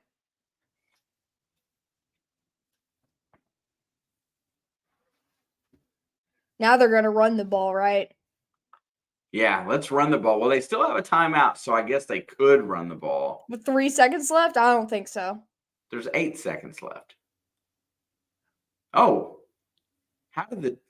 what the heck happened there? I thought he called timeout. It took too long.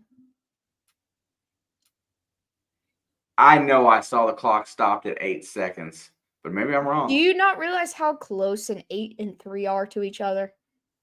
Yeah, I know, but my eyes are bad, but I didn't think they were that bad. I thought that play took 11 seconds. Give it to Saquon. Give it to Saquon. Yeah.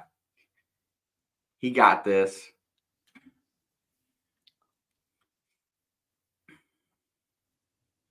Okay. Thank you. I didn't think I was crazy.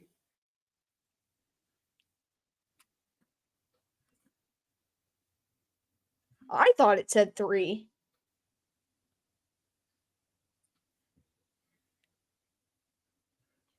All right, they're going to go Yeah, for I the thought field it said goal 3. here. It definitely says 3 now.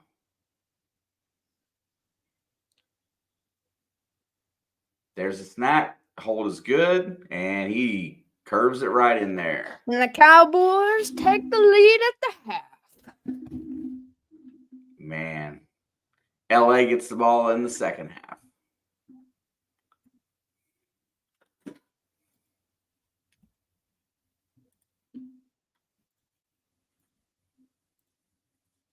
Hang on, let's get this ready. I thought it said 3 seconds. Dad, rewind it. Go look.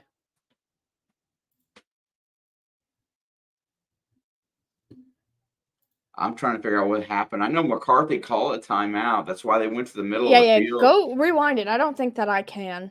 I'm doing it.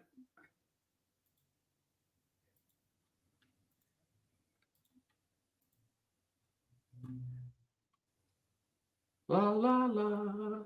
See, I thought it was 8 seconds at the end of the play, but he didn't go down right away. So the clock ran. And then they called the timeout, and it was 3. I thought it Okay, said. here we go. Nice. Stop. I'm not doing nothing. Why is it not stopping? I don't know. You're the only one that can see it.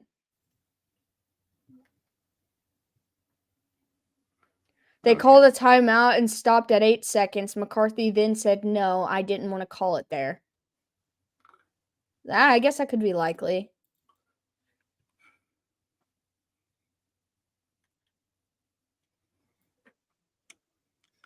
Okay, it was 1st and 10 at the 17 with 14 seconds. Back, throws across the middle. Clock's running. It stops at 8 seconds. And the referee is running his hand like they're supposed to run the clock. Like, you're right. Like, he didn't mean to call a timeout there. But they just stopped it for that reason. I don't know. That is nuts. But that's... And then they show a couple previews, and you come back, and the clock's down to 3. So he had him run it to 3. All right, so we were all correct. It was 8 and it was 3. Nobody's crazy. Nobody's crazy. Dude, I messed up a lot, and I thought, A card laid is a card played. No takebacks.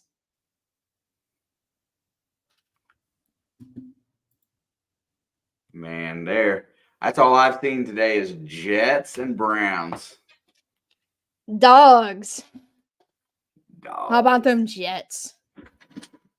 Your top 2 corners are out on your staple defense, and you go up against A.J. Brown, Devontae Smith, all of that offense, and you still hold them?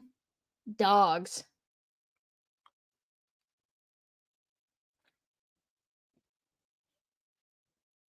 No, I think, Dave, they have to wait until it hits 3 and then call it, right? Like, they normally wait and then, because they stand next to the ref and they watch it go down and then they're like, okay, now is usually what they do.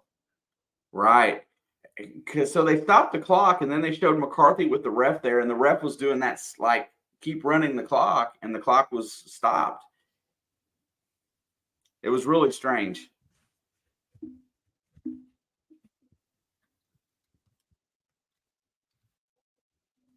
Okay, I'm going to attempt to let the dog back in. All right. Anything over 6, there's time for another quick pass play. You're right. Maybe they just didn't want to. Yeah, I don't think he wanted to risk it. I mean, after watching the Giants game last night, you can kind of understand McCarthy's decision making, right? Yeah, he didn't want Dak to accidentally run the football. Fumble it and then not be able to fall on it in time. Okay, Ari Marov just said Leonard Fournette is visiting the Bills tomorrow. Do they need another running back? I know they've got James Cook and I can't even remember what that other dude's name is. Let me go look. Where are the Bills? There they are. Latavius Murray. Oh, I forgot about, Damian Harris. He went down in that game. So maybe they're looking to fill his roster spot for the time being.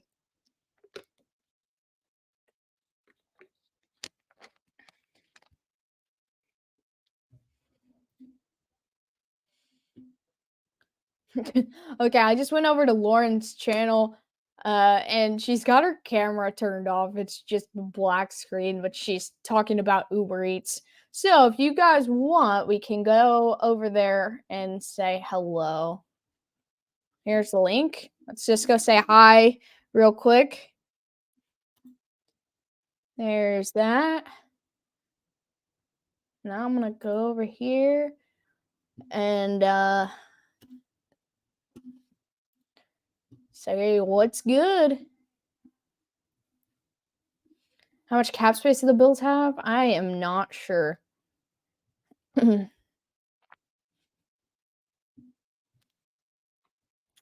I haven't seen any numbers about these teams' cap spaces.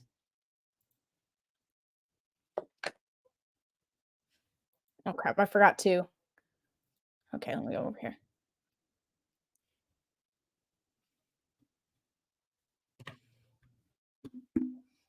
All right. Okay, I said hello. Everybody go say hello.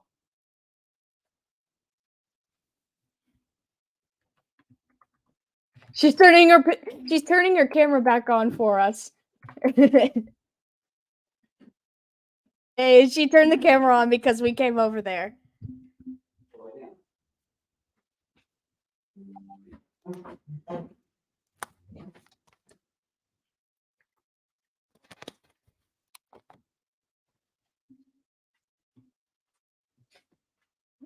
She said, "Hang on, it's in the bloodstream. Let me turn my camera back on." That's so funny.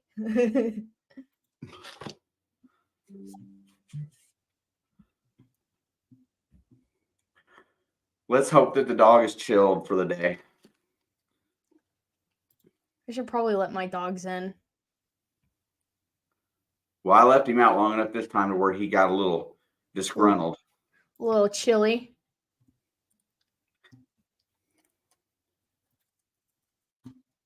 Let's see. She's like going off about Uber Eats right now. I've never used Uber Eats. I don't think we have it here. I don't think we have it here. We barely have DoorDash. Oh man, that was the best day of my life when we got DoorDash. I'm gonna tell her that.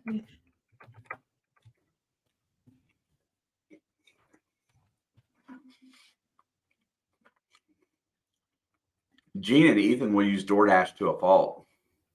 I would only use DoorDash if I could. If I had more money, probably.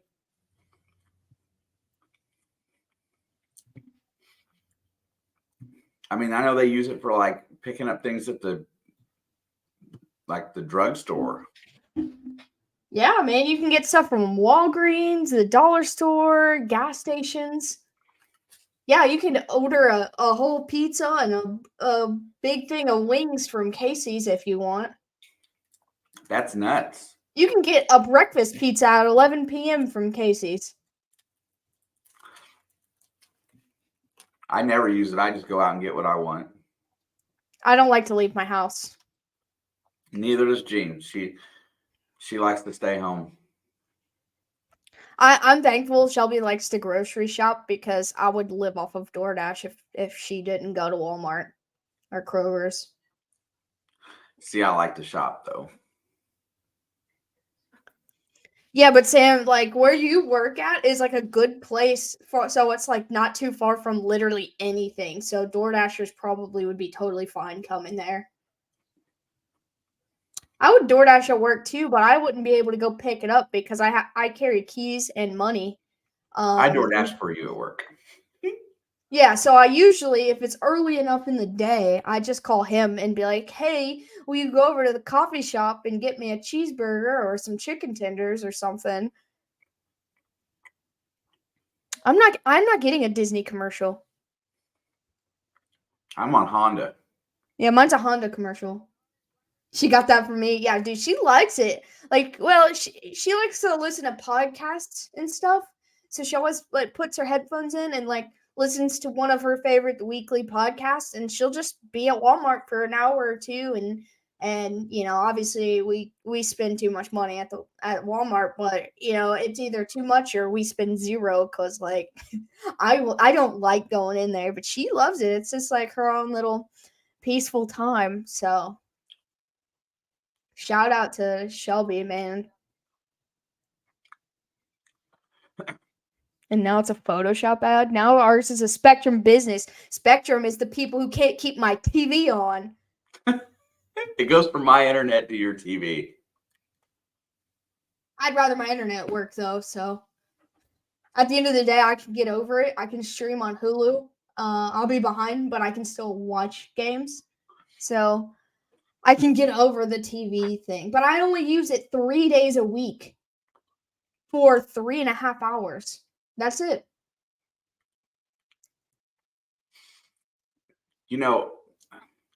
I want to come over and see if we can figure out what's going on with that cable box. If we have to, it needs to be replaced. I'm about to take a baseball bat to it. I mean they told me we had to change it, so we changed it. I'm gonna check on that this week. I want to see about getting another one because you only got the one, right? Yeah, I thought we were supposed to have two. Yeah, there was supposed to be more than one, and I turned the old ones in. So, and cable companies wonder why people are canceling their subscriptions. This is the first time I've had cable in my life. I turned it on for week 1 football, so that's the first time I used it, brand new. And that was the only time it worked. Like just turning the TV on, turn the cable box on, and it worked. Ever since then, I got to restart it 15 times before I can get TV. Yeah, so I've always used like streaming platforms for TV forever. Like I have Hulu Live for obviously Hulu, and then I've got ESPN Plus and Disney Plus that come with it, and I get live TV. It's just a couple seconds behind, and then I've got Netflix, and I've got Crunchyroll, and Paramount Plus. But I only had Paramount Plus because one time, because I didn't have cable, the Super Bowl was on CBS, and it was like CBS account $6 a month, and I was like, "Word, I'll pay $6 to watch the Super Bowl." The Chiefs were in it, and I guess I forgot to cancel it, but it ends up being Paramount Plus, so now I have Paramount Plus too. So I've got all the streaming platforms except for like Peacock. I don't have that, and there's like another one. Any piece of media you can think of is available for free on the internet. Mostly.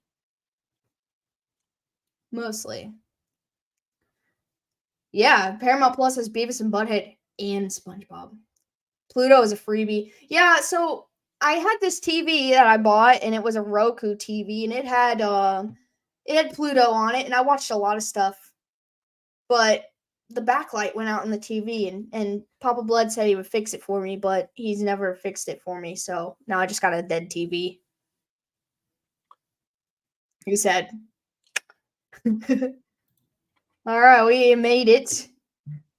Oh, I had a halftime banner up here, but I guess I already switched it to the third quarter. I don't know when I did that. So we are back. We're ready. It's kickoff, and it is going to be in the back of the end zone for a touchback. Let's have a good second half, kids. Let's have a good second half. I like Sam. You should get the thing from the guy in Carrollton. 1,500 channels, including all the sports channels and all streaming. Which guy? Because I might be interested. There's a lot of guys.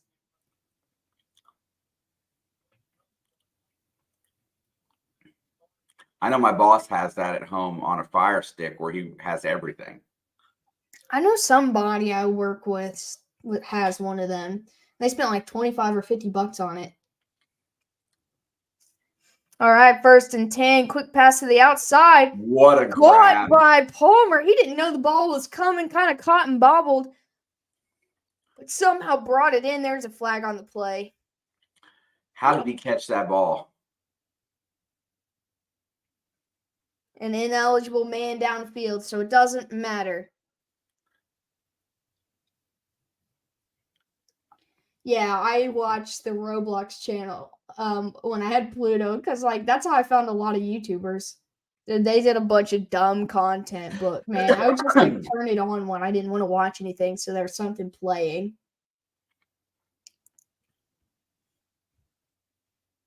What's up, Crafty? What's going on, Crafty? All right, 1st down and 15 now at the 20. And he's going to fake the handoff to Eckler. He's got time, rolls to his right, throws, and it's going to be out of bounds. He can't connect with Keenan Allen. His targets have been a little bit off. He started pretty hot today, and he has gotten away. He's throwing wide of his receivers a lot. Or overthrowing. Yeah, his accuracy is just kind of going downhill later in this game. He said, up.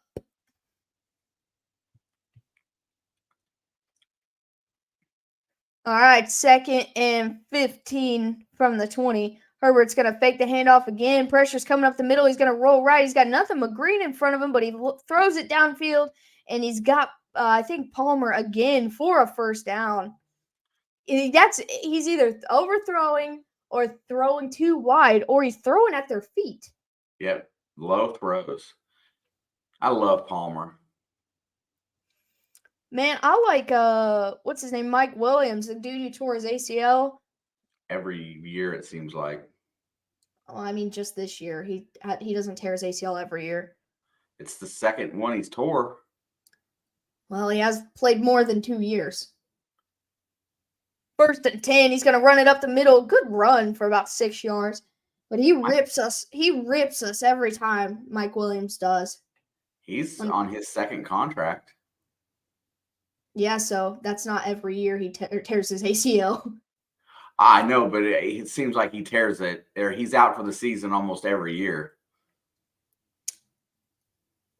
He's very injury prone, but he doesn't go out for the season every year. He's in and out of season. 2nd and 4. They're going to hand it off again. He makes a cut, and he tries to lean forward. He'll be about a yard shy of the 1st down.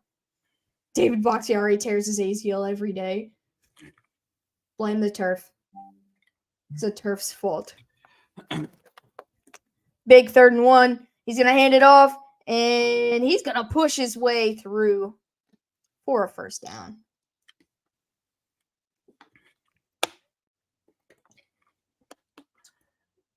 I'm going to go look at. You know, Dave, Crafty, you guys have been around for a while. You know, it seems like every day we always hear somebody tearing an ACL, but I don't remember hearing that terminology at all in the 80s. Did they just play through knee injuries? Yes. 1st and 10. You got to check it down behind the line. There's a flag out, though.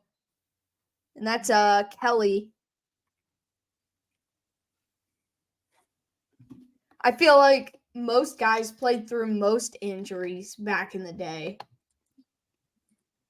Wasn't it the Cowboys running back? What's his name? Who I don't remember who it was. Called it a blown out knee. Yeah, probably.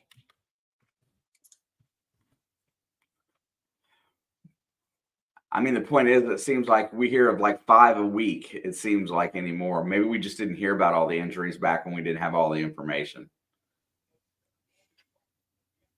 Just seems like it's a lot. All right, first down and 15 now. Each team has 6 penalties, so there's 12 penalties already in this game. Herbert looks, fires, caught, but nowhere to move once he's got the ball. It's Palmer again.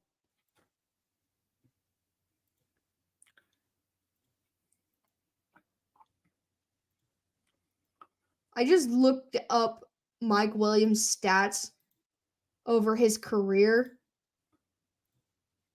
And his rookie year must have been when he tore his ACL because he only played 6 games that year. But every other year, and that was in 2017, second down and 9, Herbert fires him over the middle, caught for a first down. That's Parham. But he's played 13 or more games every season other than his first season and last season this year. Wow. I thought it was more than that.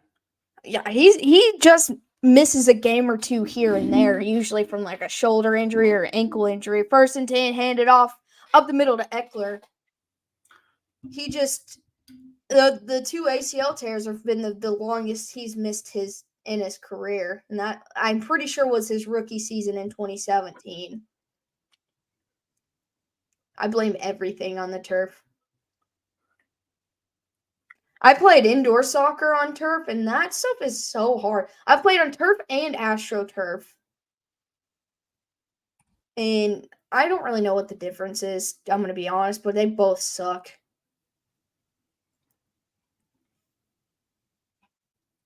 All right, second down and 8. Low snap, Herbert looks, fires over the middle again, caught by Keenan Allen. He's going to take him down to around the 15, probably around the 16. And they're back in the red zone again, trying to take the lead here. Looks like Herbert's got his accuracy a little bit worked out.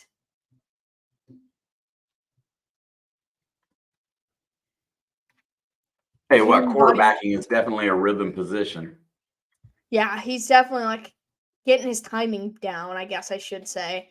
Because he's hitting the guys, he's just not hitting them at the right time. All right, first and 10 from the 16. And he's going to throw behind the line. Dangerous. Man. Lawrence puts in and almost that play up. Didn't that look like a backwards pass for a second there? Yeah, it was close. I mean, I would have picked it up. I feel like it wouldn't have been a bad thing to pick it up. Oh, no. Maybe it was forward. But I guess the other angle just made it look a little bit more backwards. I would have picked it up just in case if they wanted to argue it.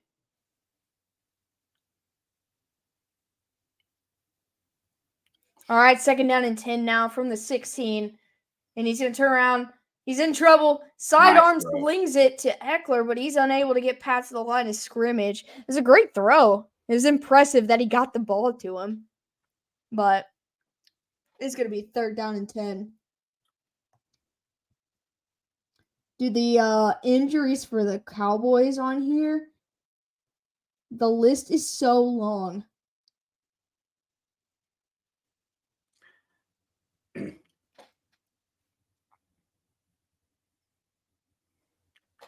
Cowboys defense on 3rd and 7, 8% completion leads the NFL this year. That's pretty impressive. That is pretty impressive. 3rd and 10. Parsons coming, no, and then they miss him. He's going to keep it himself, and he's going to fight, and he'll go down right around the first down mark, and they're going to mark him right there. That's he dove really a little weird, so it was, yeah. Good play by Herbert with his legs. That the defensive player just missed him. Oh, he was down early. His knee went down. I don't know. I didn't watch his knee. I was watching his elbow. Ooh, that is close. I saw it that time. It makes it a lot closer to not being a first down than it does being a first down. They did mark him short. Good call. I think they should act like they're going to sneak it, roll out to the right. If someone's open, throw it. But if not, just keep it. Down. Oh, yeah. He's a half yard short. Yeah, I didn't even look at the knee. I was looking at the elbow. They're going to hand this ball off. They're going to hand this ball off. Oh, no, he didn't. He rolled to his right. He's looking. Fires into the end zone, and it's broken up. That's even worse. He probably could have had the first down. Well, that makes up for the field goal that the Dallas give up on. So they're even. Staley strikes again. But they could have been tied right now.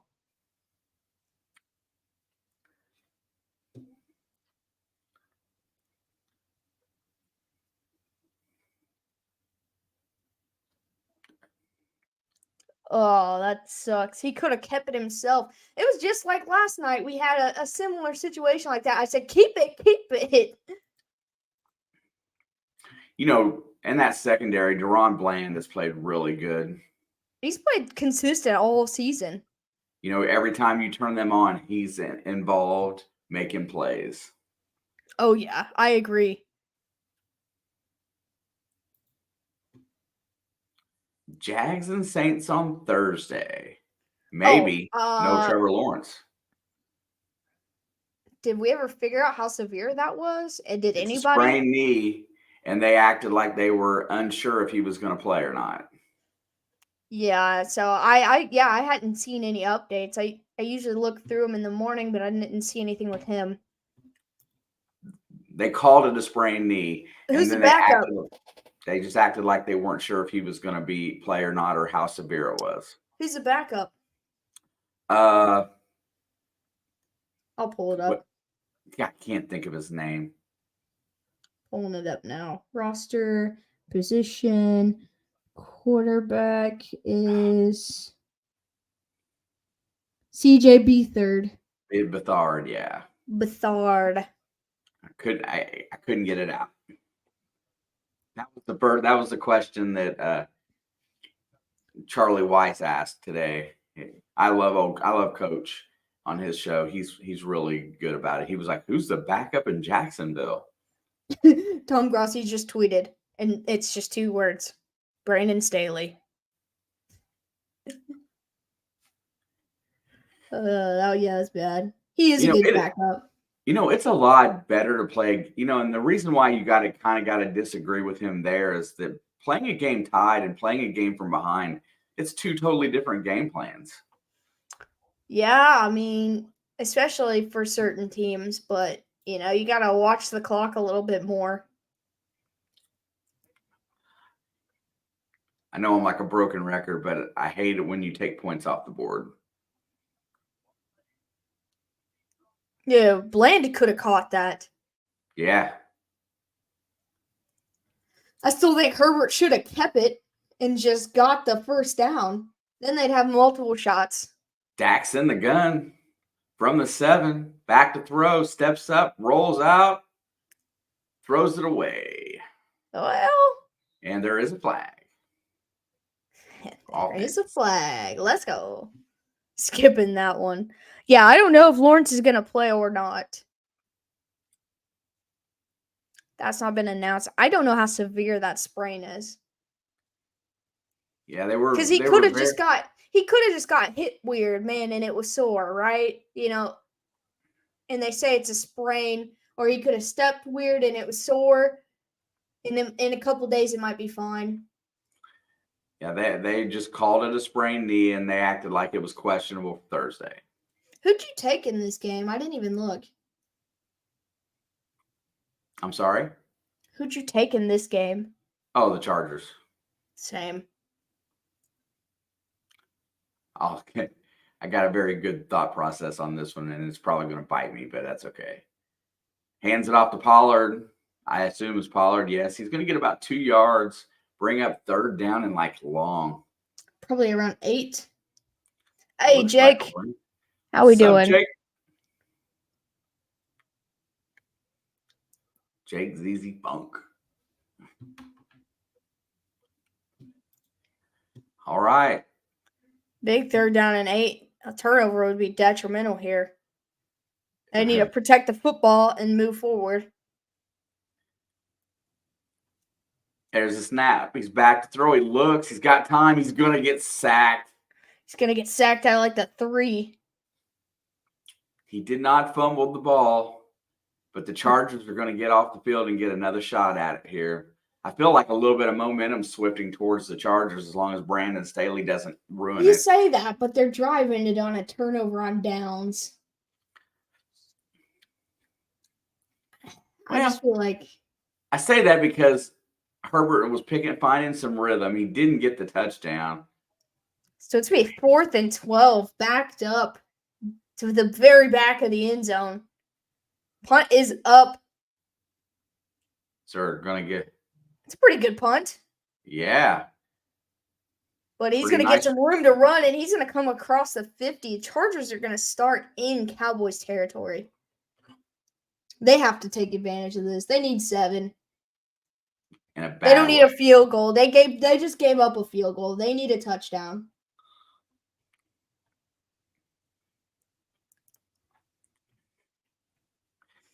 Can Taylor Swift adopt me? I don't. That's a weird question, Dad. I was just reading the comment. Oh, I was like, that's weird coming from you. Yeah, I'm not a Swiftie. I'm a Taylor Swift fan, but I am not a Swiftie. Swifties are like Cowboys fans. They're dumb. But Taylor Swift fans are not dumb.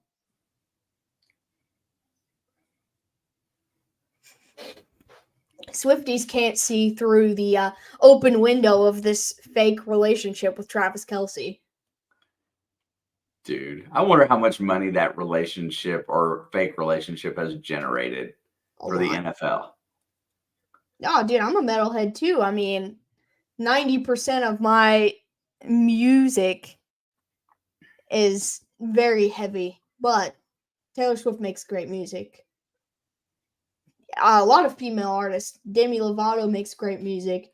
Lady Gaga makes great music. Is it because Travis Kelce is gay?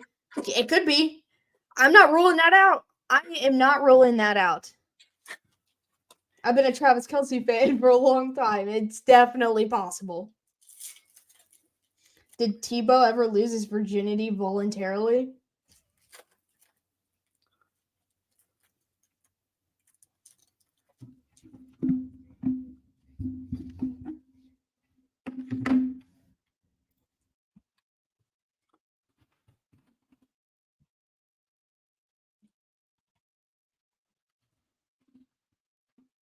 I hear. Oh, they're playing a Florida State commercial. My Florida State. Yeah, I've always kind of liked them because of you. That was I hated Indiana football because they never did anything. They still don't do much. Florida State was my team in the 90s for sure. I loved Bobby Bowden.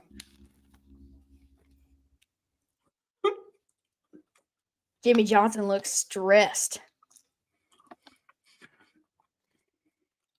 All right, let's go. All right, 1st down and 10 from the Cowboys 49. And they're going to hand the ball off to Eckler. He's going to, or that's not Eckler. Spiller, maybe. He'll get a. No. Yeah, maybe. He'll get maybe a yard.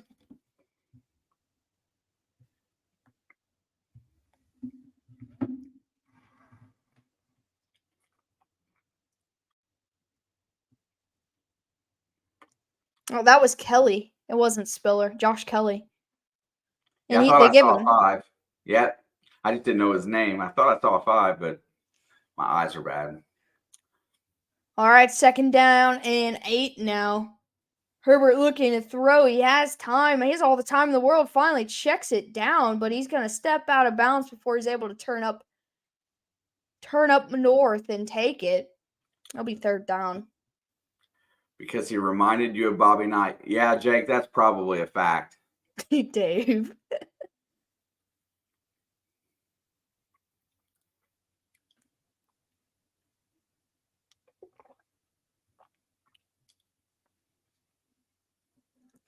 All right, 3rd down and 6 from the 45. This is our first down I feel like they have to have.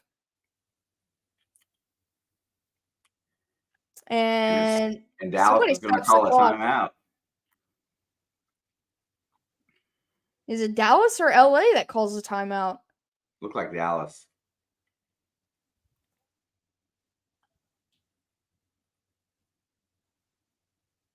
All right, it is going to be Dallas. Every territory is 4-down territory for Brandon Staley. Even when he's winning. I mean, I'm with you, Dave. I don't care either, but my thought process on it is maybe. I would believe it if I found that out.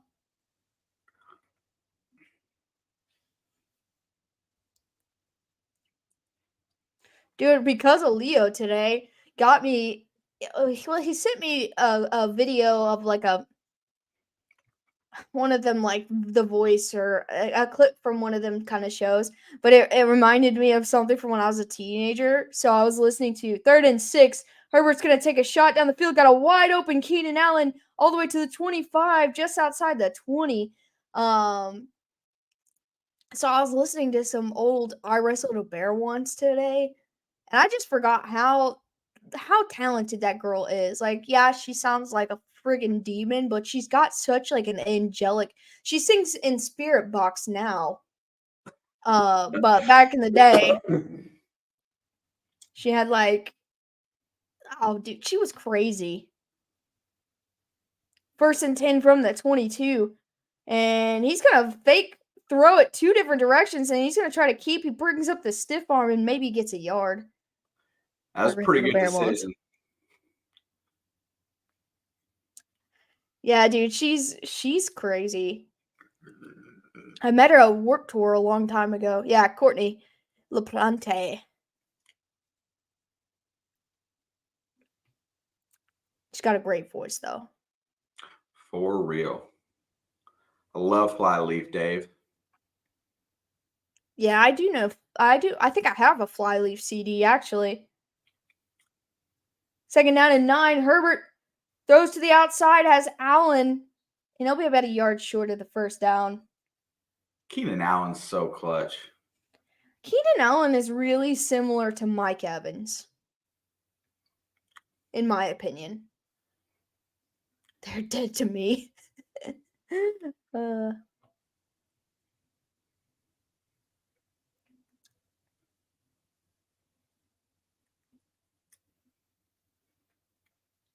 I don't like covers, though, Dave. Then don't listen to the band Our Last Night. 90% of their songs are just covers. 3rd down and 1. Fakes the handoff, going to keep himself. Gets a 1st down and more inside the 10. It's going to be 1st and goal for the Chargers. Is Justin Herbert I trying thought you to were a beat Josh Allen? Savage. I thought you were a Savage Garden fan. Wait, what does that mean?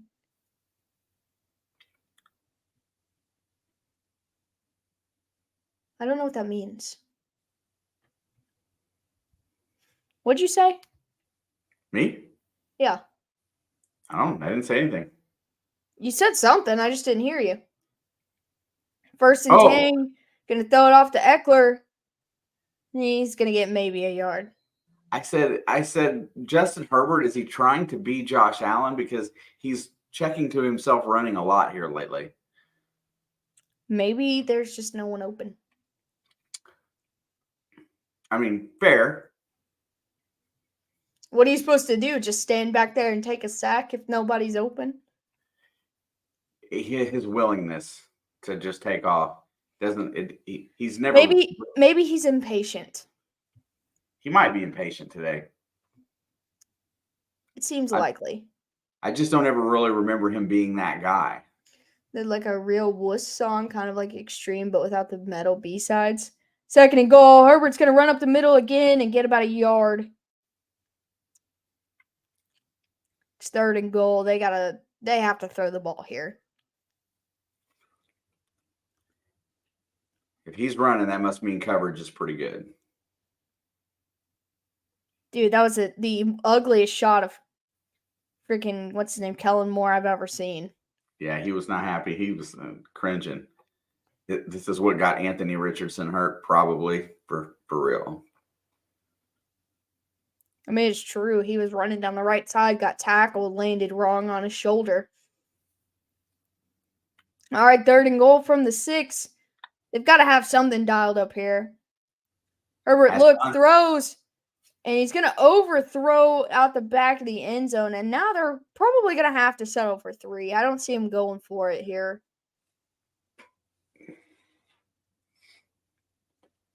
They need to be tied for sure. Tied's better than losing. Tied gives you a better chance. 3rd quarter's almost over. And both of these teams offensively have not figured it out yet. All right, it's going to be a 24-yard field goal attempt. Kick is up, and it is good. We got a tied ball game with 1:08 left in the 3rd quarter.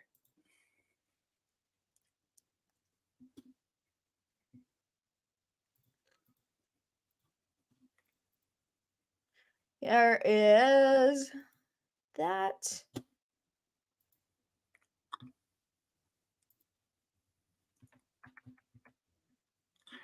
Man, going to the 4th quarter with a game just barely in double digits. Wait, what do you mean? I mean, 10-10 game. I would expected at least double the scoring today. If I would have bet, I would have bet the over today.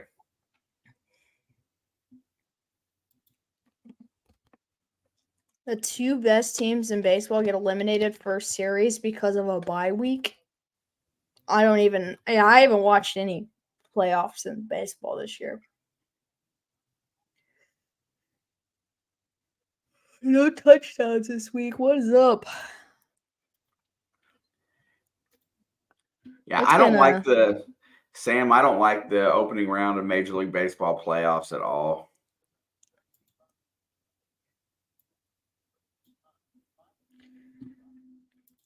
Maybe next year I'll follow baseball a little bit more. To be fair, Crafty, it's been like 10 years since the last one come out. So at least they didn't pump it out right away, like a lot of people like to do. But I did see that when I went to the movies the other day, I saw it. Dave. All right, I'll be right back. I'm gonna go make sure my dogs are okay. They've been outside for a while. Yeah, that's scary if they're being super quiet. They like it when it's cooler, but I also don't trust them. I got it. Dave, I really miss the running man, and I love Arnold.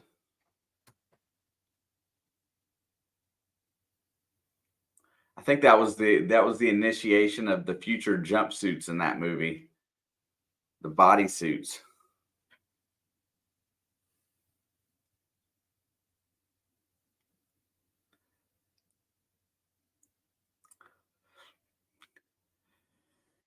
Yeah, Sam. Baseball is very very rhythm based. Man, you get a couple of days off, and you're right. In a 3-game set,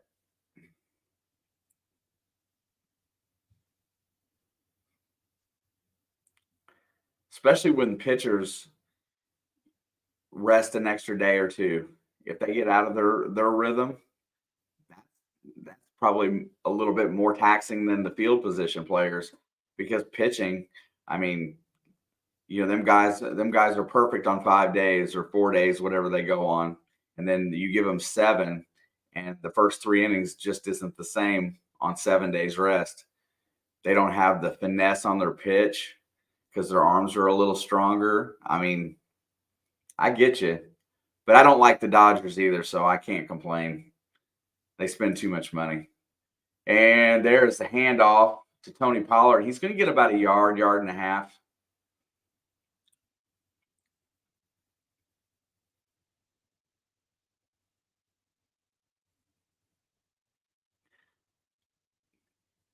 Yeah, those movies gave me the warm and fuzzies back in the day, Dave, for sure.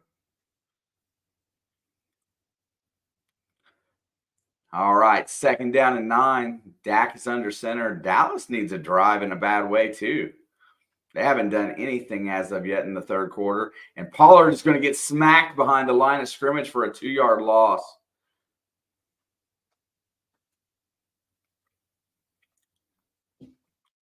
Man. What'd I miss? A 1-yard gain and a 2-yard beat down for Tony Pollard. 3rd and 11. Nice. Dak's in the gun. He's going to audible it. Changes the play at the line. Let's see if he makes a good decision here. That's the end of the third. And the quarter runs out. He didn't get a chance to make a bad decision. I don't like the Dodgers either, but when they're coming into the playoffs looking dominant and they get blown out by the Diamondbacks, come on now. The Diamondbacks are very streaky, and they got hot right at the end of the season. Dude, me and Dad got to see Papa Roach for the first time a few years ago at a festival, and they're really fun live. I don't listen to a lot of their music. I listen to some, like if it's on a radio or whatnot. But, dude, they were so much fun live. Yeah, that's a great way to put it. They were fun, entertaining, and they had the crowd, and it was a really good time. Bullet for My Valentine was in my wheel of what I listened to in the high school. I just didn't listen to them specifically, but I listened to the bands that were always like around them. All right, switch this over to the fourth quarter.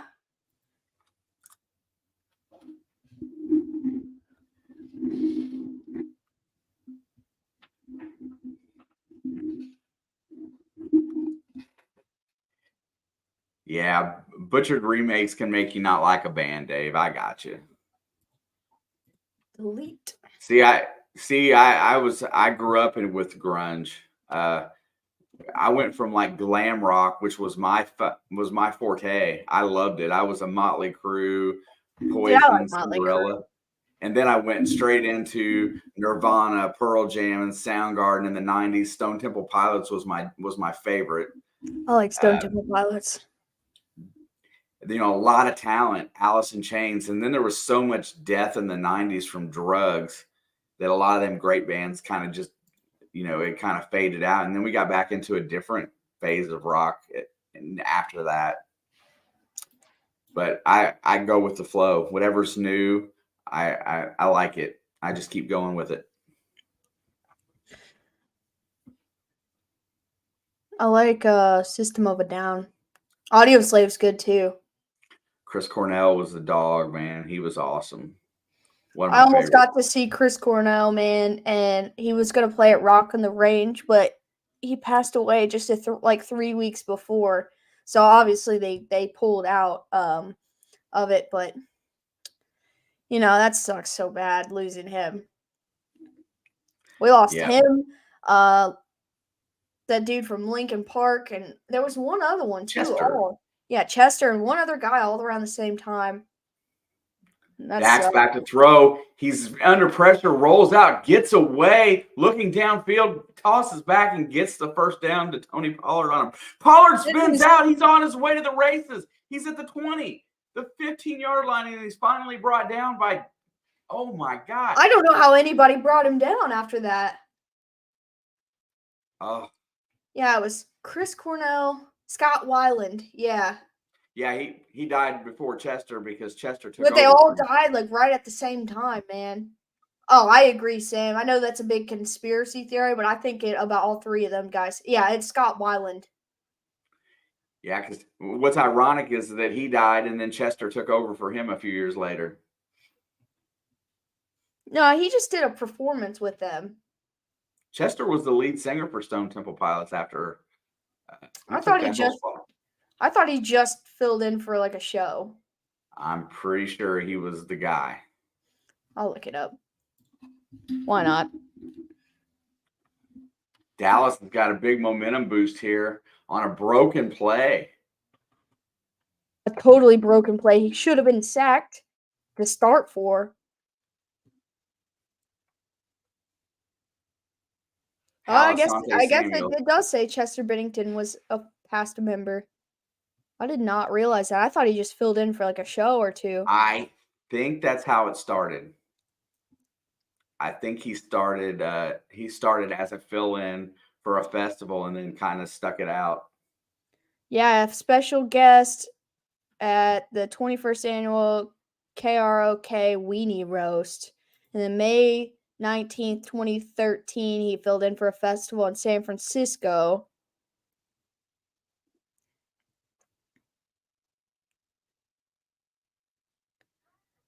No, Chester was with the band before either of them died. Yeah, Scott Weiland was removed. And I think that's when they asked him to fill in for touring. If I could have that wrong. No, because Chester left and said he's going to focus more on Linkin Park on November 9th, and on December 3rd is when Scott Weiland died. And then they brought that Jeff guy in after that.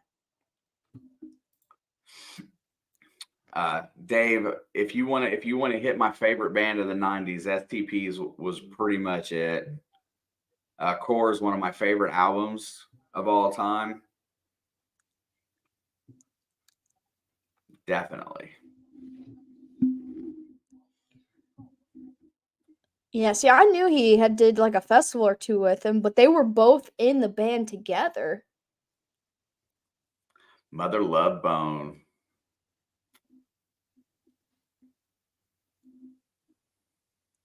Korn was good. I listened to Stained.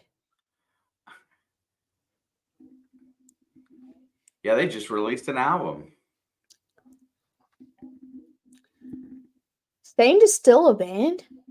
Yep. Wasn't that Aaron Lewis's band? Yep. Is he in it? Yeah, they just released an album. I'm 99.9% sure, like in September. I know thought the single he came just out. does. I thought he just does solo music. I'm almost positive. Pollard gets the carry, almost gets another first down. It's right at the marker. Depends on the spot, but there is a flag.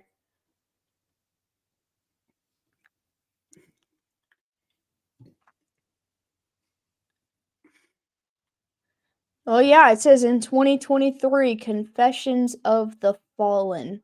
Yep. CeeDee Lamb gets called for the hold here. That's going to be a big penalty. That's going to negate a 9-yard run.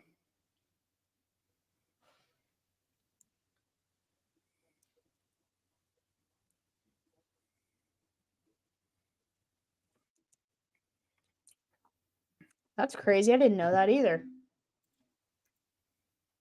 I thought they just stopped being a band. They didn't do stuff for a long time. I know that. American Idiot is a song by Green Day. Heck yeah. There's a handoff. And he's going to get about 3 yards back on 1st and 16. That must have been a spot foul on the hold.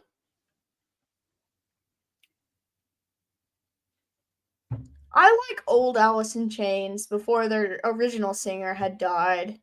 I don't like their newer stuff.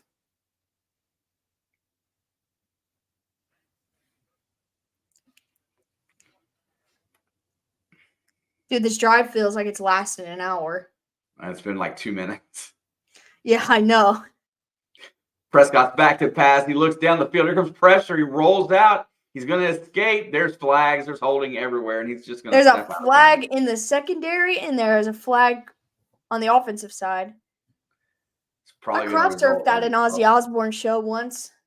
That was cool. Oh, I love Ozzy. I love Godsmack. I was like 10 feet in front of him at one point. That was pretty cool.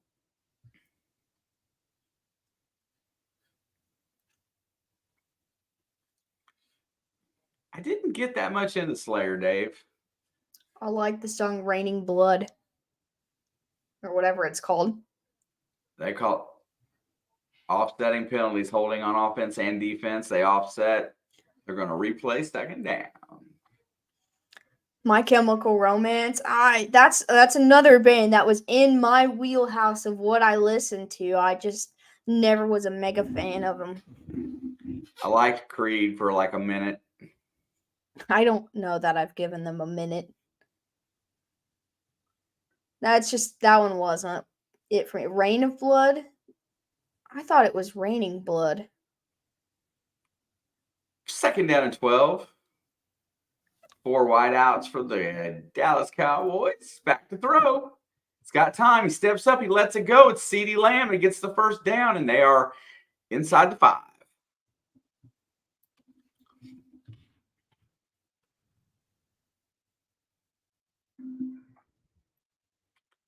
It is Raining Blood. I thought it was Raining Blood. I used to play it on Guitar Hero. System of a Down is elite. That is an elite band. Yeah, they definitely have their own sound for sure, and that's what I like. I like their energy too. They're going to hand it off to Pollard. He pushes forward, gets about 1.5 yards.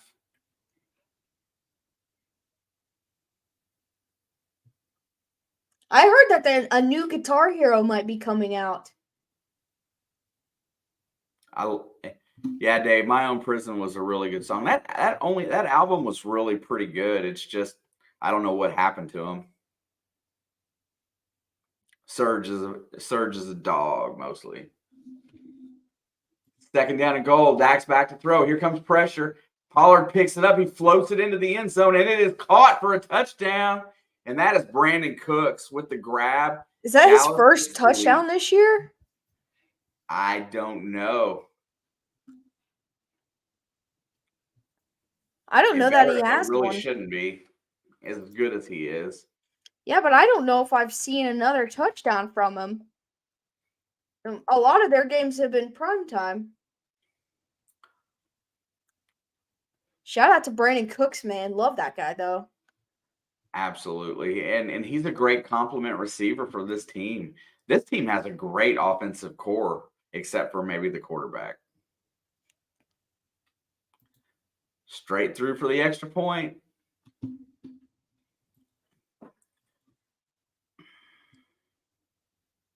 Chargers, how they respond. And they've been afraid of the end zone the last couple red zone trips.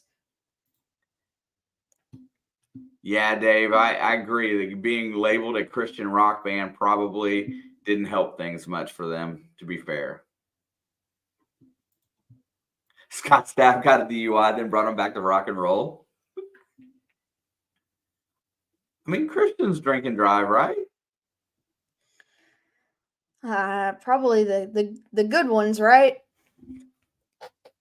I don't know.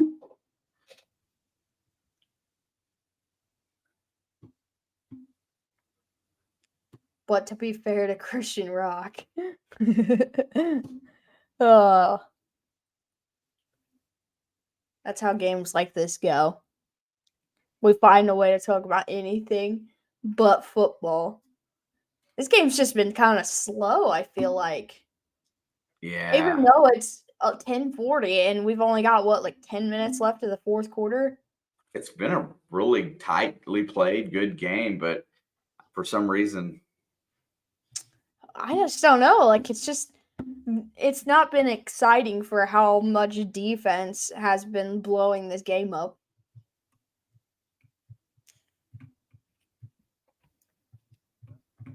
This whole season has been slow. I think the season's flying by, but a lot of games just feel like, even though they're going fast, they're dragging.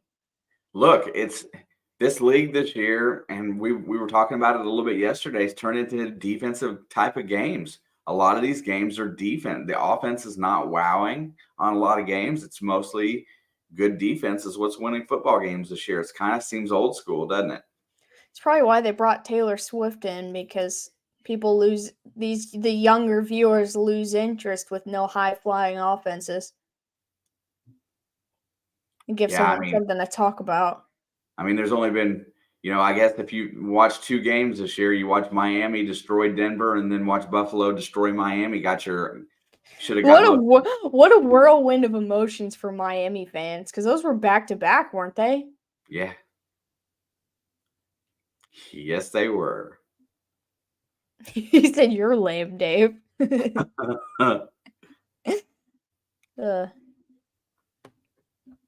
You see Pat McAfee flip out about the fair catch on the 12-yard line? No, I didn't.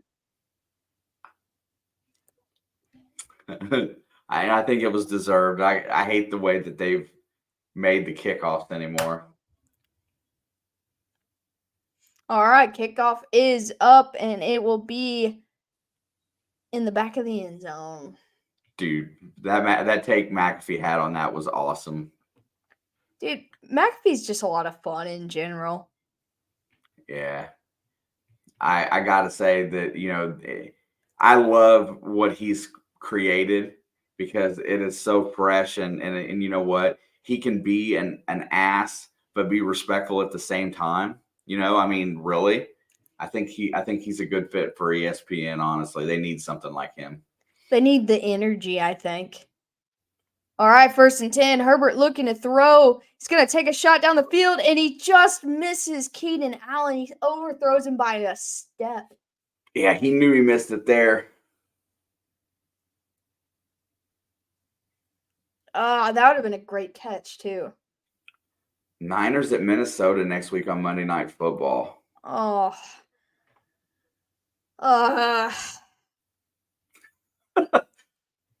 Hey, we got to come up with some side jams to have fun on that one. It could be a good game. It could be. You're right.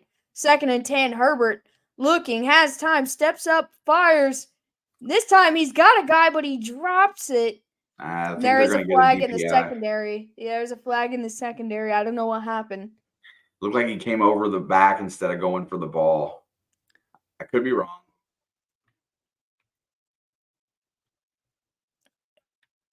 I don't know, Mark. Without Christian McCaffrey, he may not play.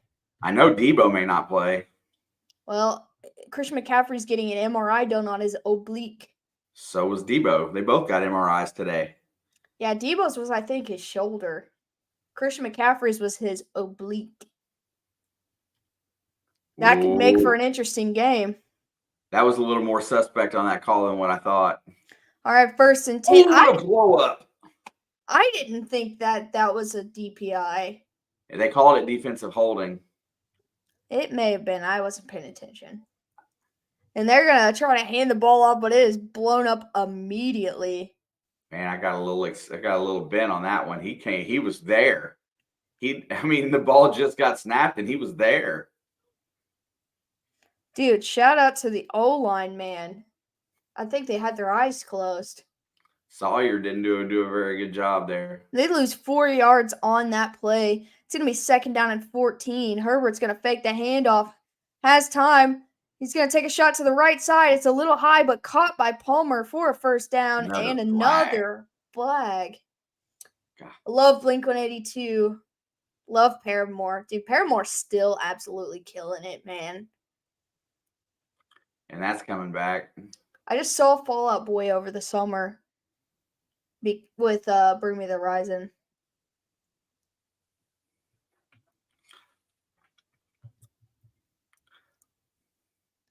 And that's going to be offensive holding. Right there.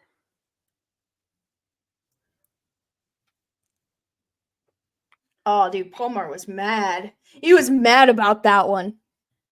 All right, 2nd and 24, back at their own 15. Herbert looking to throw. He's got time. The pressure comes. He fires. He's got Keenan Allen this time. Stays on his feet somehow. Down. And he's going to fumble or stumble his way over the line or near the line of scrimmage. That was really close. Yeah, it's either 1st down or 4th down. You be listening to K-pop? I don't know that I've ever listened to a K-pop song. I think that was still 1st down because of all the penalties, Alex. Oh no, you were 2nd down. Oh, I thought it was second down. Yeah. So I thought this would be fourth. And they're going to 3rd and 1, hand it off up the middle, and move the chains. But there's another flag. How many flags have there been? There was already 12 in the first half. That's going to be on the offense, I think. Yep, holding. Oh, my God. How can you really have holding on a running play? Especially because it only lasts like 5 seconds. Let's see. There's the block. And he grabs him around the waist and tackles him. Ooh. That's close. I don't know if I like that one. It's going to be 3rd down and 11 now. Herbert looking, has time, fires. And it bounces off the hands. I think that was Bland again. It's going to be 4th and 11. Uh-oh. Are they going to do it? No, they're not going to go for it, right? Deron Bland, good play. Jumped that route. Hey, it's about time for your Dak Prescott interception, don't you think? I hope so. He's played a pretty good game. I love a perfect circle, man. But they're dumb if they don't just run the football here. Oh, that's a penalty. Oh, it's a muff punt. I think the Chargers get it back. Isn't that a penalty? They didn't throw a flag, and then they muffed the punt. He's saying the ball was never touched, and it's not a muff. But he touched it when he dove for it. Uh-oh. Oh, they're going to call it now.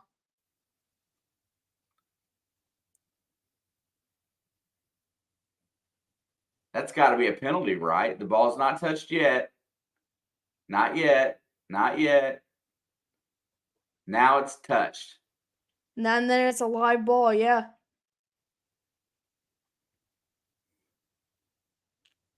If he called for a fair catch and doesn't get a chance to receive that ball, he's got to have a yard. I don't know if he called a fair catch or not. But his defender, the guy blocking for him, is the one who hit him.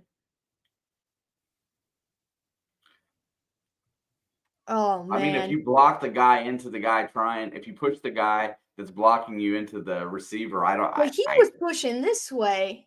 The defender backed into him.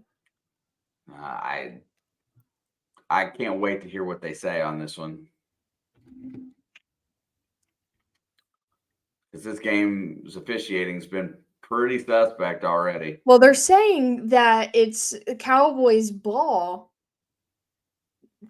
And that but they didn't call a penalty. I feel like since they didn't call that penalty, that should be a fumble. It should be a fumble in the Chargers' ball. Since they didn't throw a flag, because he grabbed it and didn't hold on to it, and the Chargers guy snatched it up. The Harris guy grabbed it. They're going to say something like the Dallas Cowboy made it down by contact by touching the ball first. But he didn't grab it. He just touched it. Which means it's a live ball, a muffed punt.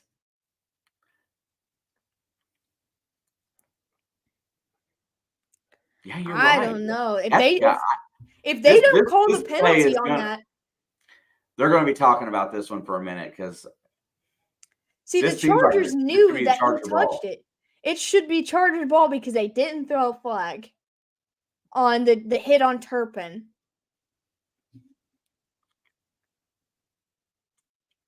Okay. And they're challenging it now. They can't challenge the penalty. They're just challenging who touched the ball. So this should be their ball.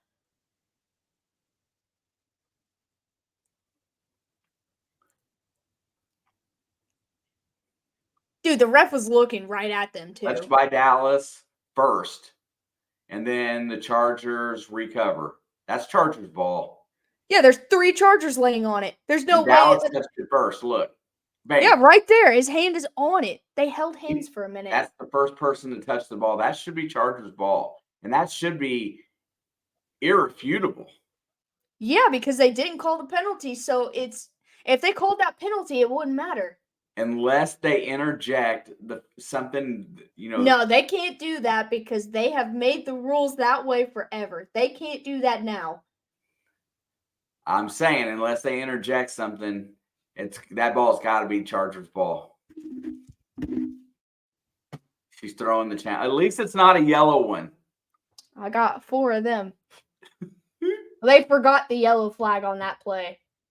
They've thrown it on every other play. They forgot to throw it there. I'm not mad about this because I think the Cowboys are going to win that challenge. Yeah, the Chargers did not touch the ball first. The Dallas Cowboy that dove after got his hand on it first. He got his whole hand on it. It wasn't even like a cut, like something they're going to have to review. His hand was over top of the football. Cowboys fans can be mad that they didn't throw that penalty, but as of right now, that don't matter. That's Chargers ball now. Which is a big game changer at this point. Yeah, because that puts them in the red zone immediately. And Dallas would have had the ball and a 7-point lead with under 9 minutes to go in the quarter or the game. Watch them score a touchdown and Staley goes for 2. And they lose. And then they lose by 2 or by 1. They lose by a point. I'll be mad about that too. I'll be mad about it all.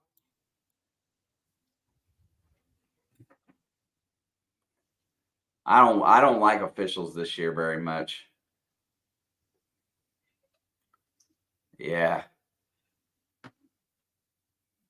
Yeah, everybody's mad about the officials playing with Kansas City, but I have personally watched all Sunday and now today terrible officiating, and the Chiefs were not on TV. It's been bad all year. Every game it's just been bad. It's Chargers football.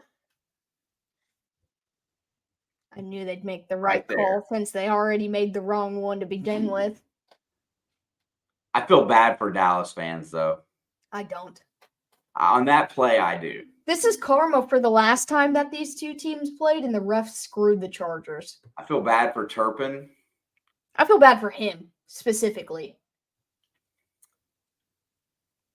But the last time the Chargers and Cowboys played, the refs screwed the Chargers out of winning. So maybe it's just a makeup call from last time. 1st and 10 from the 20. Herbert takes a shot to the end zone, and he overthrows Allen, and there's more yellow on the field. And that's DPI. That's not holding. That's on Stephon Gilmore. And I hate this call, too. That's going to put him inside the 5. Inside the 1? I think it was in the end zone, right? No, it was before the end zone. The 3. The ball was in the end zone. Dude, the Mercedes-Benz Stadium is nice as heck. All right, 1st and goal now. I say run the ball 3 times, dude. Seriously. Run it 4 times. Run it 3 times and consider throwing it if you don't get it by then. 1st and goal. They're going to run it. He's going to pick up 2 yards. He decided to go into the middle of that pile, but it looked like he could have broke that out to the right and had open field.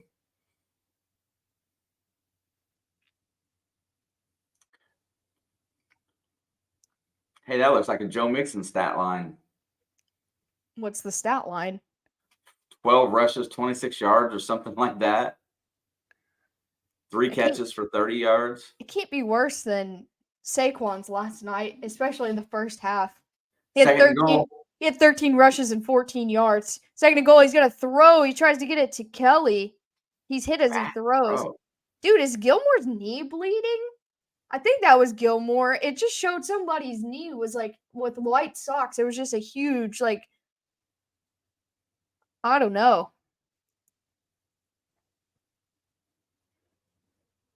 Yeah, look at the dude in the back in the end zone. Yeah, it's Gilmore. That was just a horrible throw. Well, Micah Parsons had him wrapped up. 3rd down and goal now. Herbert looking. Checks it down to Eckler. Eckler is going to go down about 6 inches from the end zone. They're going to go. They got to go. Yeah, see, I thought he was bleeding. Sam says Gilmore is bleeding quite a bit. I thought so. Now watch where they spot this ball. That ball should be spotted where it landed because he wasn't down yet, but look where they spotted it. They spotted it back half a yard.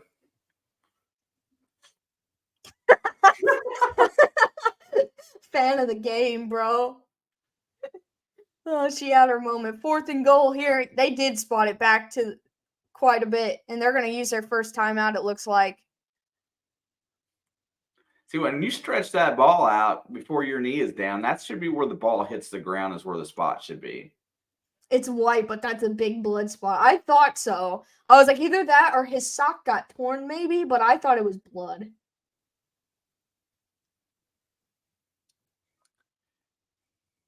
Dude, if they do not get this here. Maybe they can get a safety.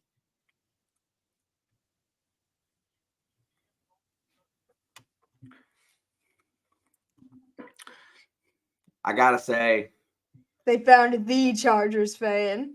You're right. You're right. If they don't run the ball here, they need to go play action and get Herbert out of the pocket. Dude, if they put me on the Jumbotron, I'd give them the double bird just so I'd be on TV and remembered forever. Yeah. 4th and goal. He's going to roll right, and he's got Jarrett. He's got Everett in the end zone for a touchdown. And they showed him again. She's happy now. Yay. Dude, we're going to see her picture all over the internet tomorrow. Dude, that's going to be the best meme. It's probably already on the internet. Let's be real.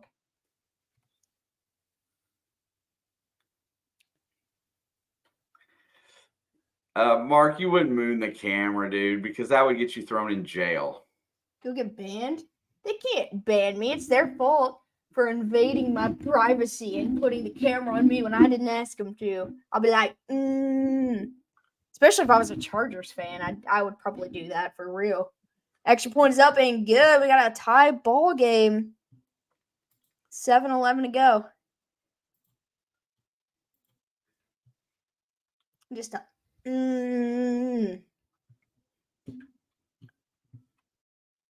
wouldn't do it at a Chiefs game. Yeah, that logo thing is on both sides. The Chargers have it too. Yeah, it's the crucial catch stuff. Oh, I didn't know what that was. Sometimes I fear that you do truly live under a rock. No, I don't pay attention to cosmetic things. But it's like the whole catching cancer thing they do every year. The breast cancer awareness thing. No. There's the crucial catch and then the breast cancer. They do it every year. And then they do salute to service jerseys and merch. They do this every year. It's just the merch looks a little different every time. I just wasn't familiar with this one. This is funny. Sorry, I would never kiss Zach Wilson. Don't bother to update the score. No, I have no interest. He looks like a teenager.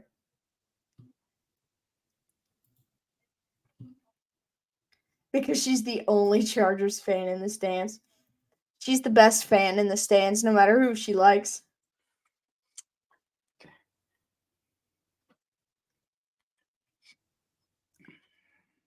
All right, Nisa, I'm with you.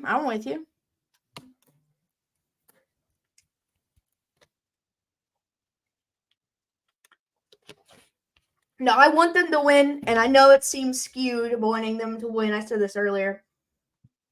We have them next week? Do we really? Kansas City and the Chargers next week? Yeah, I guess we do. And then we got the Broncos the week after. I did not realize they were our next game.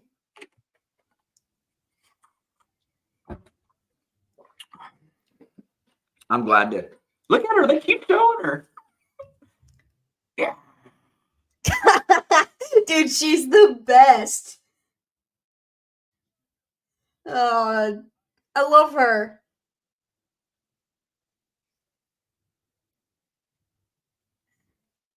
She's fired up.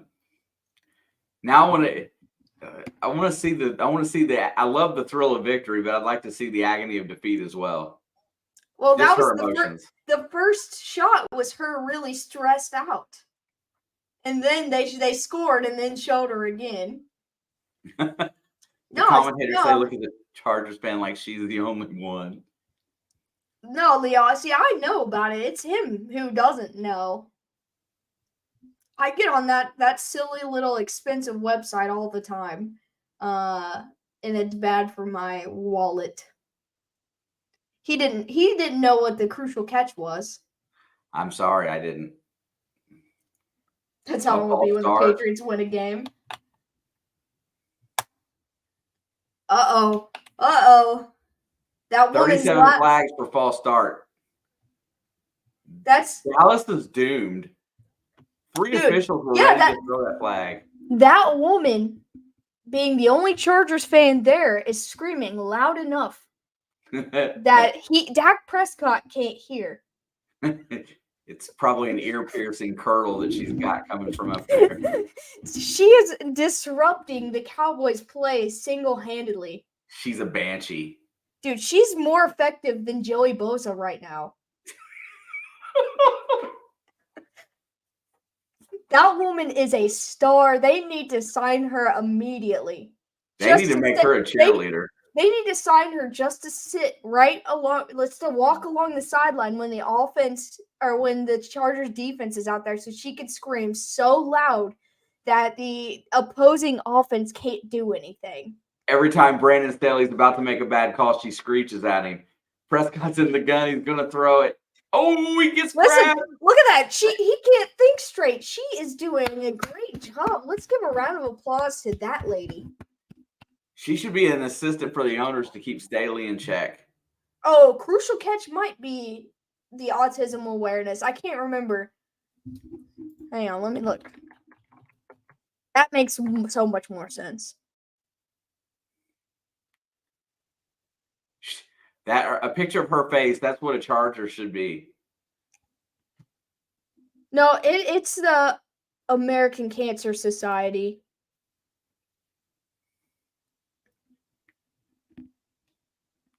Third down and 19. There's no flag. That should have been offsides. Dax runs out. He's going to look. He's going to take off. And now he's just going to step out of bounds. But there's the flag. There's the flag.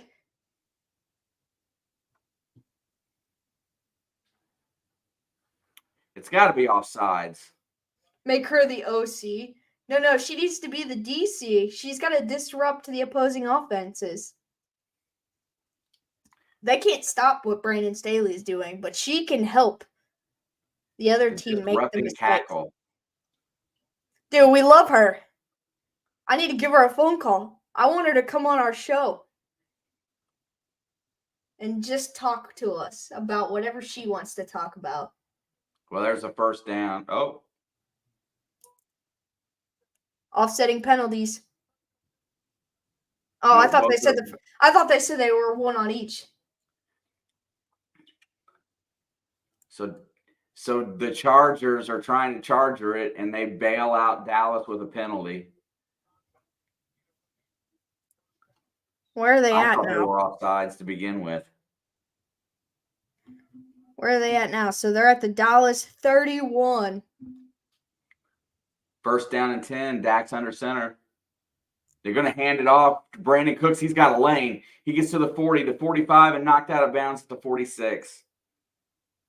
Boys got wheels.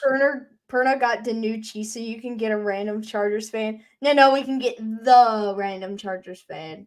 I actually know personally in my life 3 Chargers fans, but I'd like to have her. All right, that's another first down. 5 minutes to go in the game. It's getting crucial out there. 1st and 10. Dak's back to throw. He steps up, fires, and if he hadn't overthrown that, the route got jumped, and it might have been an interception, but Dak overthrew it. This is a good question. Do they intentionally sit down before the season begins and pick out the worst games for all the primetime games? I wonder. Fair. Certain teams get preference. I know that. Yeah, the Colts didn't get a primetime game this year. And the Giants have like 8. Yeah, how does that make sense? Perfect. All right, the Chargers got up to another 3rd down as Pollard short on the carry, gets about 3 or 4. 3, that is. 3rd down and 7. Big play for Charger Nation right now. That lady needs to step it up. Get her a microphone. Dude, I want that chick on the field. They need to give her whatever she wants. Dude, she's the best. Face of the organization. All them Justin Herbert commercials need to go away. They need to put that girl on the face. I think I can hear her screaming. 3rd and 7.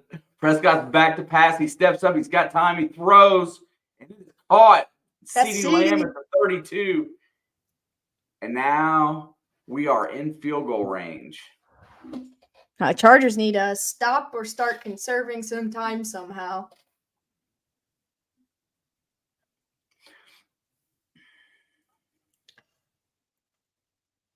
That was a great catch. You take that as everybody thinks that you're going to be horrible, Nisa. Well, the Lions didn't get one last year, and this year the Colts don't get one. I think everybody should have at least one. No, they changed that rule so they didn't have to give everybody one. I'm pretty sure Justin Bieber's like on drugs or something. They don't need to hire him. I know there's been some dandy 1 o'clock games this year that should have been 4. Yeah, I think they should divide it evenly so there's just as many 4 as there are at 1.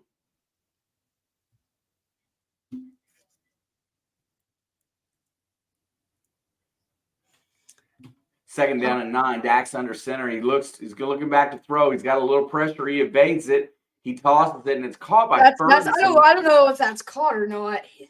It might have hit the ground. Ferguson. That's the other tight end. I don't know his name. Dowdle. 84. I think it's Dowdle. No, he's 23. What? 84. McKeon. Yeah, I didn't know that guy.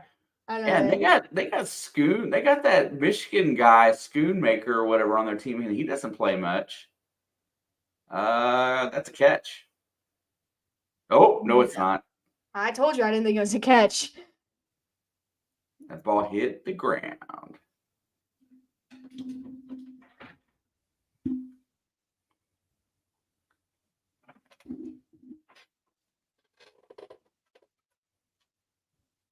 Fun, incomplete. Alex knows damn well it didn't hit the ground. Incomplete. Yeah, there we go. I told you. I saw that ball turn in his lap. A ball is not going to turn sideways and not touch the ground like that. Except for those random freak accidents ones. You know, where it's like, how did it not? That was a quick review. Here's another big 3rd down. Are they going to hold the Cowboys to 3? This game feels like we're getting overtime. They're each going to get a field goal here. It's going to go to overtime at 20-20. That's what it feels like. It does. Final score is going to be 23-20. Thank you, Chris. I'm usually wrong on a lot of them, but silly little things like that I get occasionally. Now what are they doing? They're interjecting. Yeah, because they reviewed it too quickly, so now they got to talk about it. Run off. They just changed the clock from 3:01 to 3:30. Because they called it a catch at first. They fixed the game clock.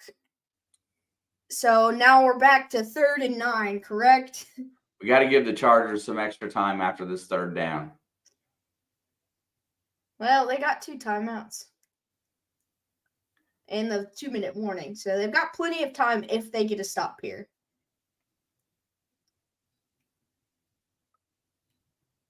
All right, 3rd down and 9. Dak's back to throw. Here comes pressure. Throws. It is completed for a 1st down. Brandon Cooks.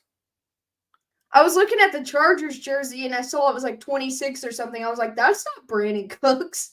But I was literally looking at the defender when I was thinking that. It's Asante Samuel, right? What if they just burn out all of the time and then kick a field goal and then miss it, and so it goes into OT 17-17? Charger fans are starting to look stressed. Where's the other girl? Show me her. Yeah, we need some motivation. Play clock. What the ref's in the way. The ref about got murdered. What the? The ref just about got murdered. Hey, take a good look at this official. This might be the last time we see him play as a referee. Yeah, he almost lost everything. Why was he there?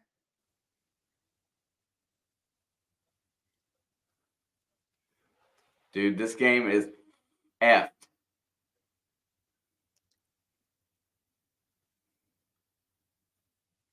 What is happening? Hand off to Pollard. He's going to get knocked a yard down short of the 3rd. He didn't get back to the line of scrimmage. 2nd down. They're going to use a timeout, it looks like. Chargers are burning their timeouts. They're not going to let Dallas just milk the whole clock.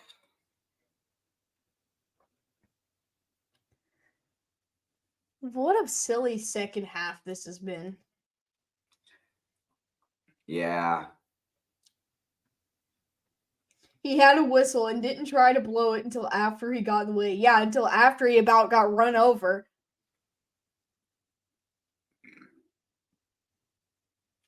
A couple of missed tackles, and Dak Prescott scrambling has been some of the big plays today for the Cowboys.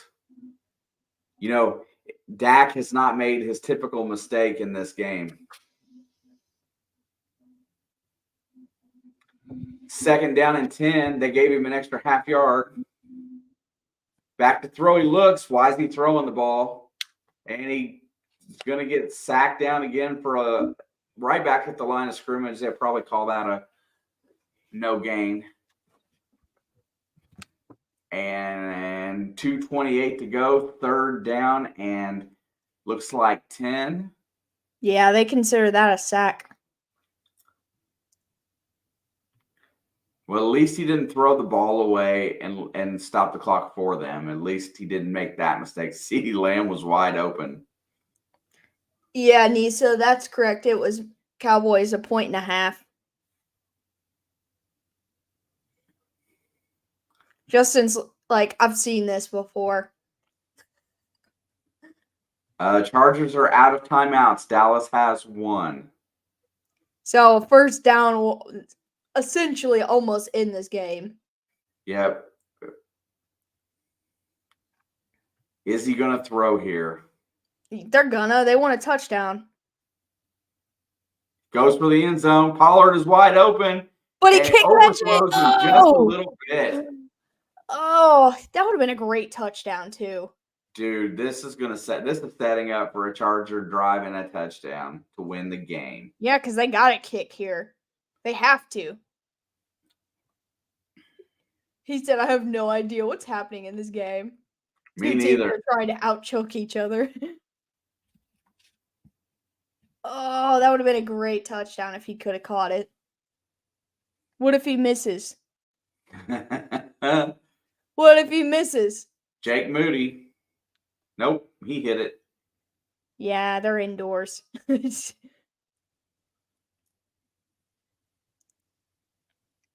Hope let me fix the score. Dallas with a late lead in the fourth quarter. 2:19, and all they have to stop the clock is a 2-minute warning and an incomplete pass.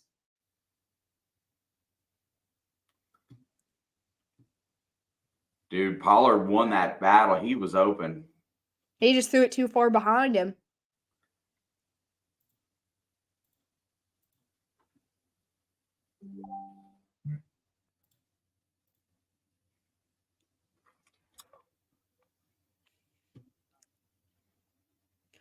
Tony Pollard's a GOAT.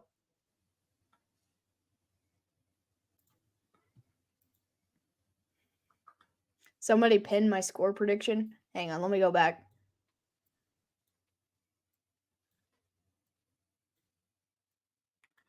Score prediction, Chris? Man, I wasn't aware you could count, bro.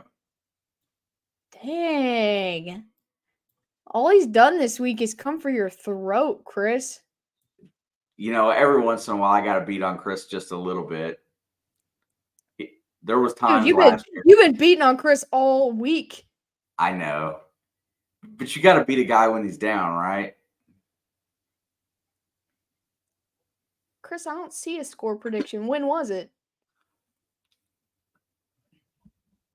Probably during last night's stream. Oh. All right, 1st and 10 from the 25. And he's got Keenan Allen for about 8 or 9 yards. Oh, he's mad. Oh, wait. Here it is.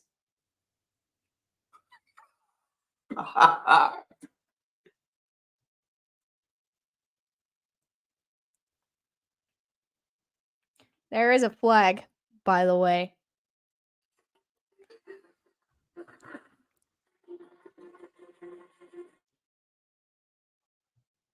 There's going to be offsides on the defense.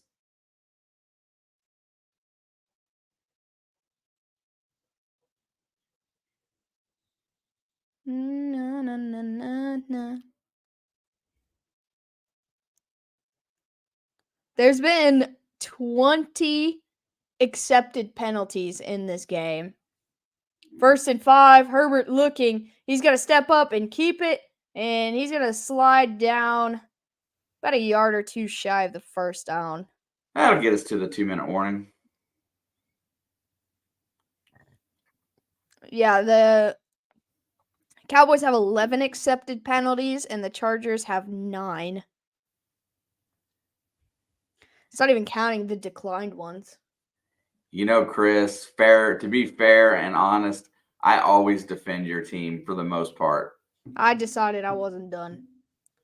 Or I was done defending them. I have, though, this season.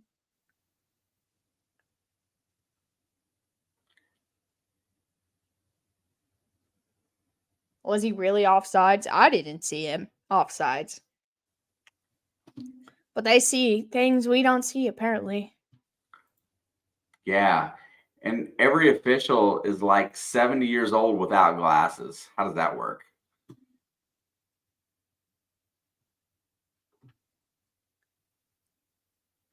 No, they're talking about the Patriots, Dave.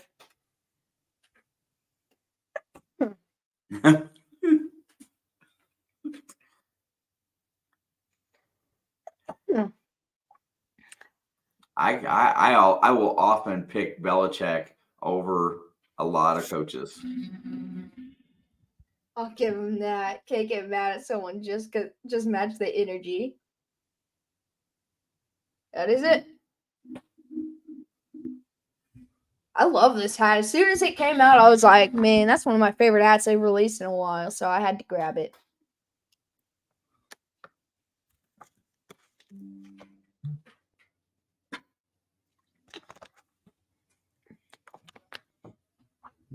McCorkle has cost me my bets with the infamous Steve the last 2 weeks. Yeah, you said you bet on the Patriots this week. This is the first year I haven't refreshed my sports betting accounts or anything like that. I've stayed away from it this year. I wish I would have. I have won one singular sports bet this week, and it was a prop on Travis Kelce. That's it. I did win $50 on it, though.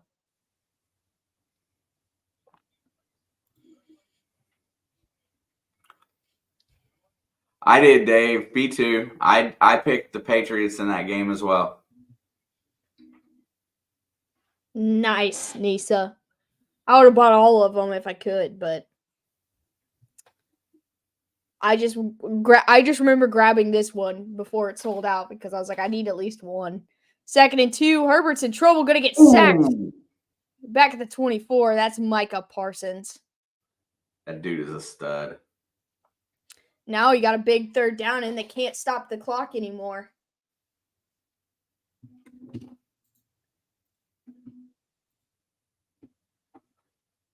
Oh, yeah. There she is. Dad, click on that link.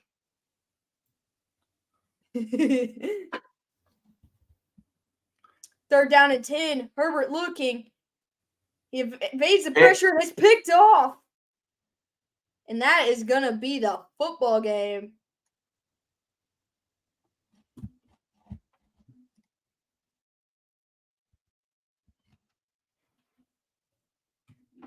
Dude, I love that woman. There she was.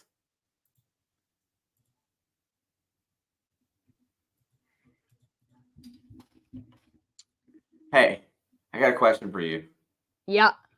Are the Chargers the Cowboys of the AFC? Dude, look at his knee. I told you it was bloody.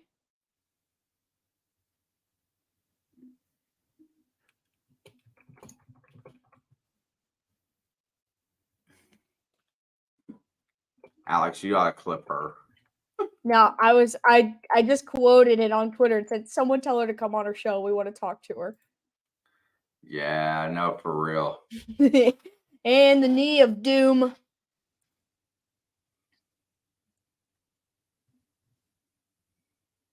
And the Chargers are going to get the dub. The Cowboys. Sorry, I was watching this girl on my screen. The Cowboys are going to get the dub. But the Chargers did win something today. Best fan. They have at least one absolutely electric fan. Nisa said, okay, the AFC West is wrapped up. Leo with the big Dallas pick. Takes over first place. For the week. He's gaining ground, though. I don't think so. Nope. I'm sorry. Peter's still got a 1-game lead. Leo's closing in. Leo picked up some ground this week. I made up ground on Peter. That's good. I'm still behind Leo, too, though.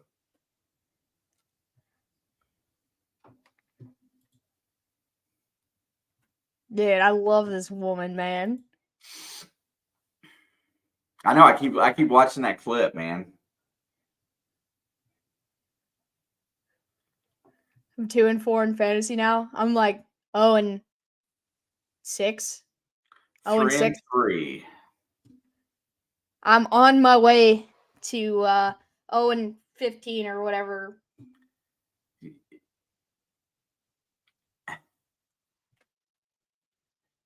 Dude, man. She's the best. She made this game even better. She did make this game better. That's about the best thing I've seen for the Chargers in a while. I'll tell her, if we can get her on the show, I'll tell her to come to the dark side, and then she'll fit right in at our games. Man. 171 points this week in fantasy. I don't even think I scored 71. I scored 75. Let me go look. I know mine Oh, was my horrible. bad. I scored 74. Man, Alex, you might have. That's really close. You might have beat me this week. Nope. If I was playing against you and you only put up 75, I would have put up 42.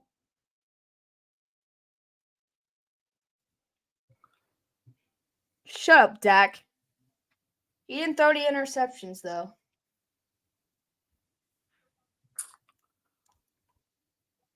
I put up 73.76 points this week. I'll put 74. I think See, this is my biggest week yet.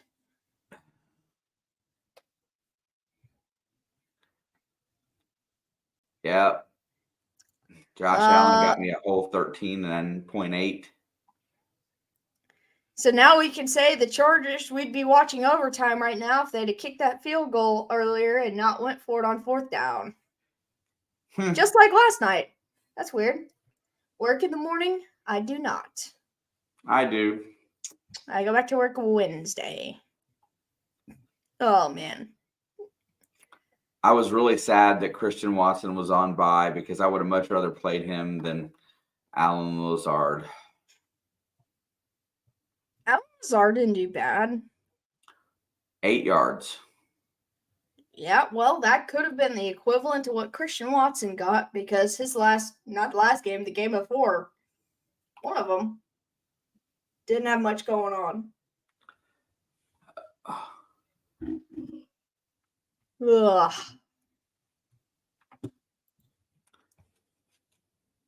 Dude. Christian Watson invented football. Right on, Dave. I like Christian Watson, and as soon as Jordan Love gets the feel for the game, I think that's going to be a pretty good trio. Him and Dobbs and Love.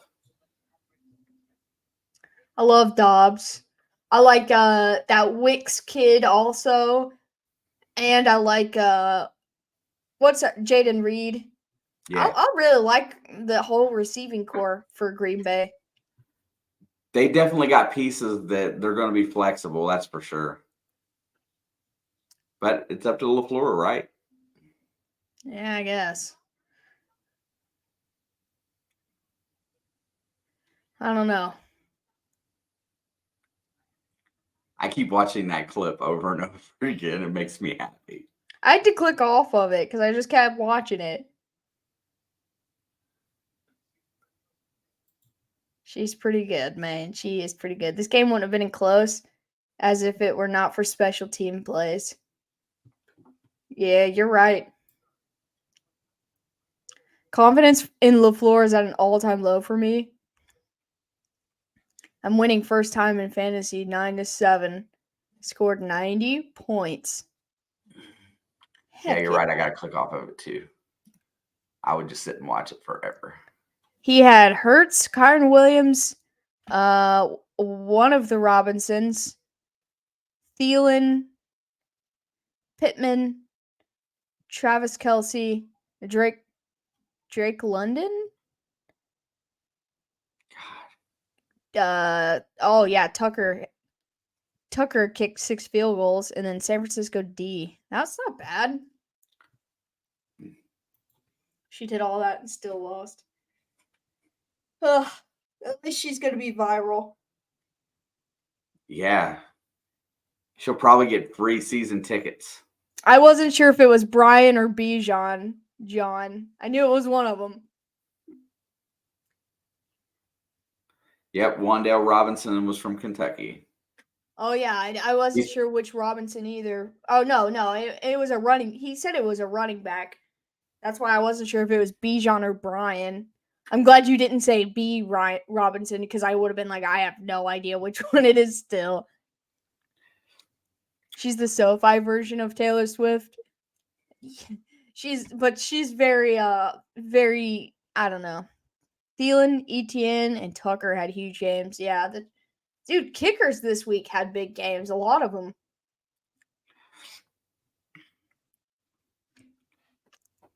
This week was all defense and football. You right. It really this season, man. You know, that goes to show you the two most. I mean, well, I take that back. The three most potent offenses this year in the NFL have got to be Miami, San Francisco for the most part, and Detroit, right? I'm trying to think.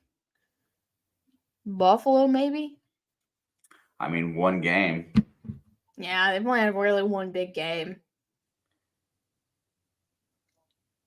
I can't think of anybody else that's just been prolific at scoring this year. Later, Leo. Peace.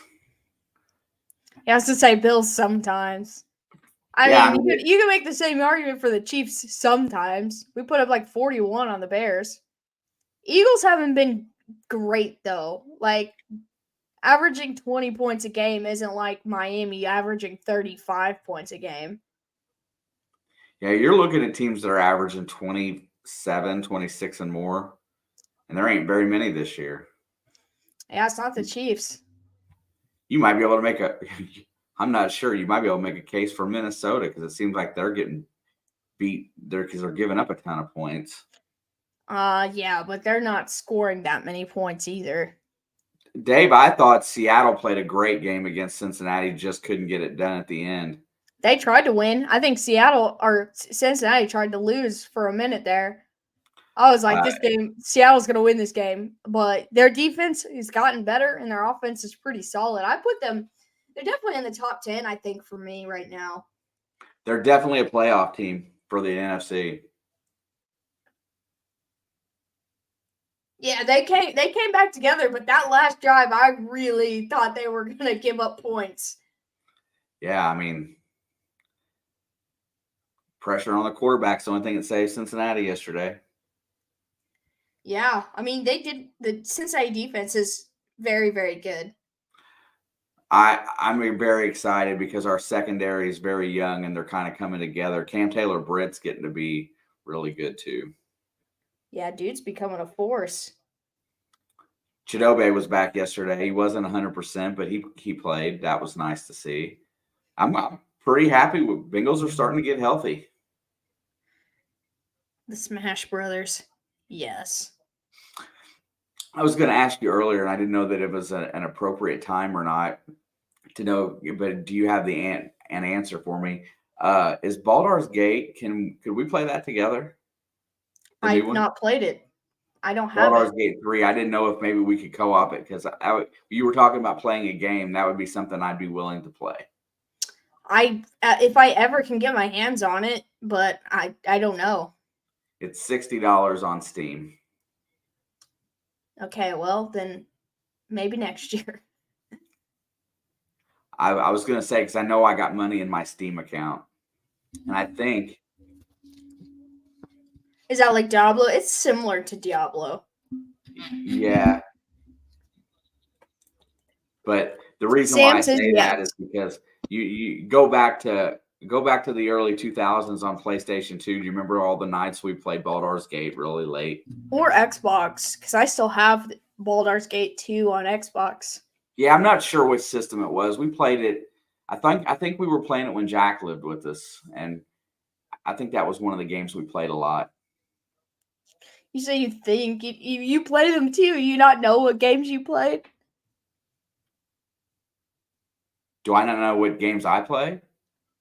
You just said, I think that's one of the games we played. Like, do you not remember what games you played? Well, I know I meant like when Jack was with us. I thought that was one of them that we played then, but it could have been at a different time because I know that's one of the games that we played. I just don't remember which stint it was.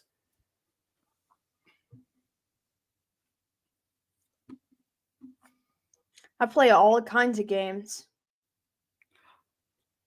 I just remember that at that time period when when we lived in Hanover, that was I wish you'd stop just dropping our places where we lived and things on the internet. It was, 20 years plus ago. I don't want stalkers, okay? Chris is gonna be showing up on your doorstep wanting to whip your ass. Okay. Chris can be mad all he wants. If the truth hurts, it shouldn't be the truth. And he's gonna take a beating this year because his team's not good. No, I want his team to play well, so that's fine, Dave. I don't care, man. But out of all the people that can potentially stalk me, I'm less worried about you.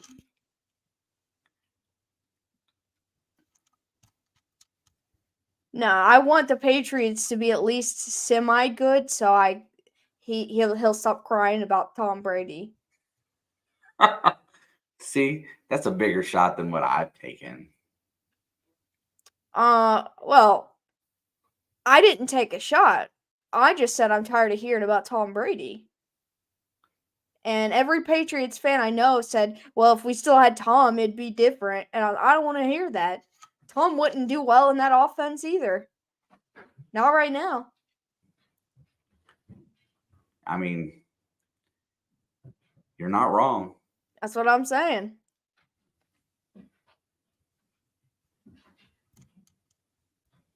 I won $20 on the Jets-Eagles game. I almost put money on the Jets just for funsies because I love Zach Wilson. And the Eagles have not been as dominant as people talk about them. For the team they have, they're not as dominant as they should be. Wow. So next week, you guys get the Chargers. I didn't realize that. I knew the week after we had the Broncos. Hey, what a good week probably for your offense to come to life. You know, to get some reps in there. Well, we're going to lose if not, honestly. Wait, where is that game at? Let me look. If it's at home, I feel more comfortable. But if it's in LA, I feel more comfortable. But if it's at home, I don't feel as strongly. That's really a strange statement. It's at the Chiefs. Okay, so I'm worried about it. It sounds so stupid, man, but we play better at our opponents' teams in the division than we do at home. Man, Would you next rather week's have already starting, man. Got to get it figured out. That's a good question. Would you rather have Mac or Daniel Jones?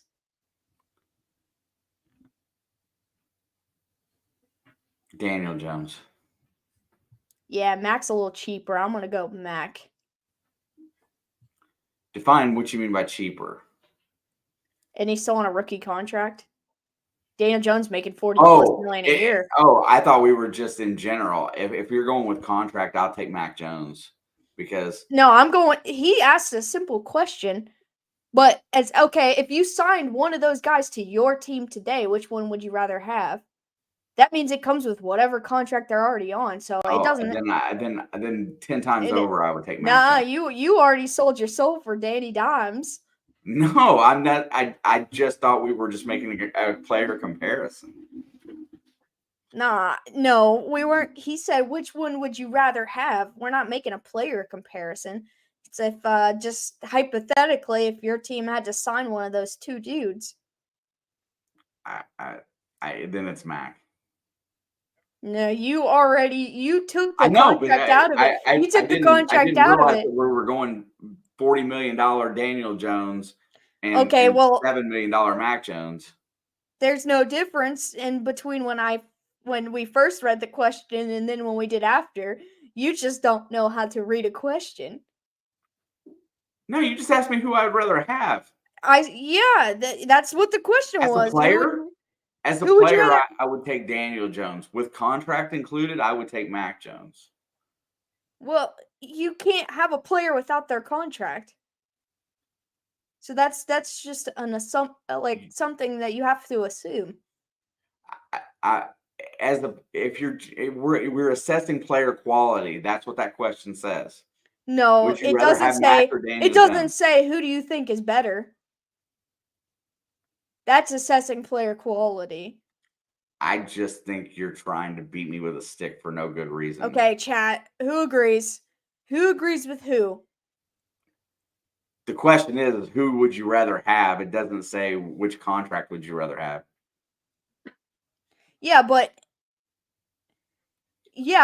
if you're asking, that's like saying, okay, if you had to sign one, who would you rather have? Listen, the contract's going to come with him.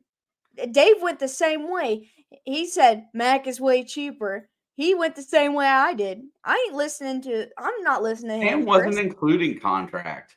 That's He's his saying that. question. It's his question, but he wasn't including contract because he didn't. So are you calling him out too for asking it? Yeah, I will. No. There's two answers. Based on contract, it's Mac Jones. Based on player quality, it's Daniel Jones. Yeah, but I feel like if you're not including the contract, then it should be a different question. You just want to beat me. I'm just using common sense. I would have taken Mac Jones either way.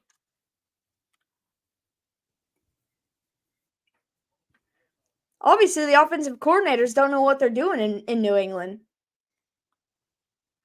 Yeah, if by his actions, you would think because that. Mac Jones has been to the playoffs as many times as Daniel Jones has. And he's younger. And Mac Jones has been on a more stable team than Daniel Jones. It's either way.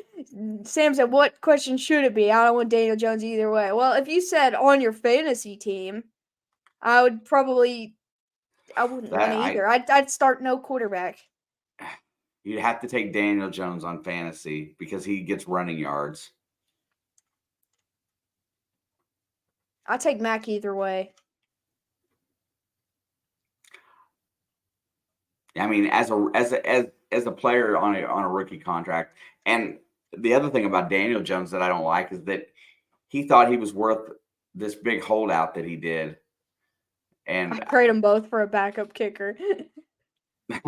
Somebody in our league has tried doing that to me. He offered me Mac Jones and a bunch of deadbeat players for my top 2 players on my team.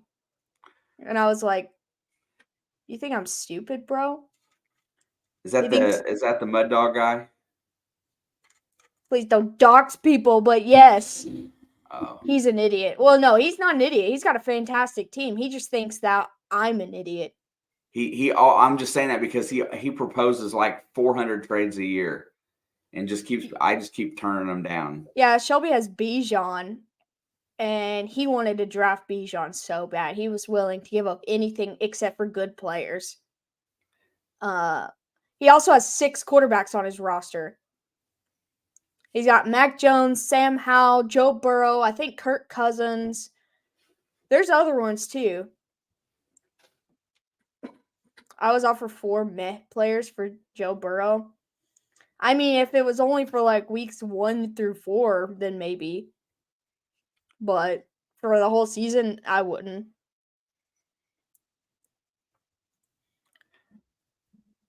He did offer me Keenan Allen once. But Keenan Allen's getting older.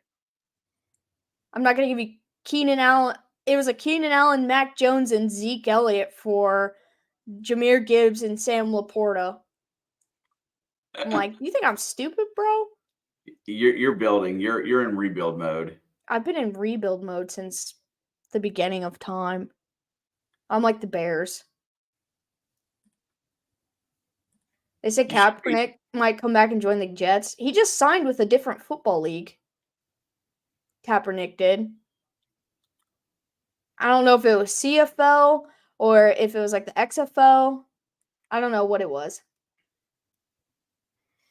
Has that dude been offered to play in like the CFL? That's what I just said. I mean, before now. I mean, like all these years he's been trying to get back on an NFL roster. Has he had chances? Has he played elsewhere? I have no idea what he's done.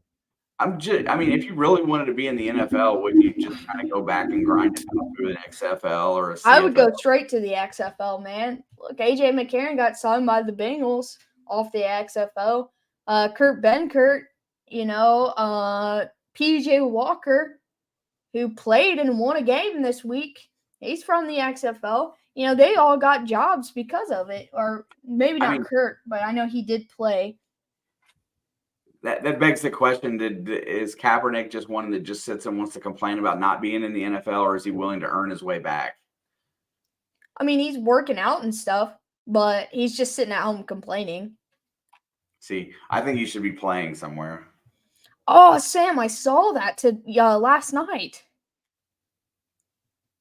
Yeah, there's a documentary about that McCamey Manor. That's the one where you got to sign like a waiver thing, and they can cut your hair and choke you out and pull your teeth out. You're the one who showed me it. I did? Yeah. I do like the Battlehawks, John. It's a great name for a team. No person who has ever survived the whole, like, not died, but finished the entire thing in there with the Manor.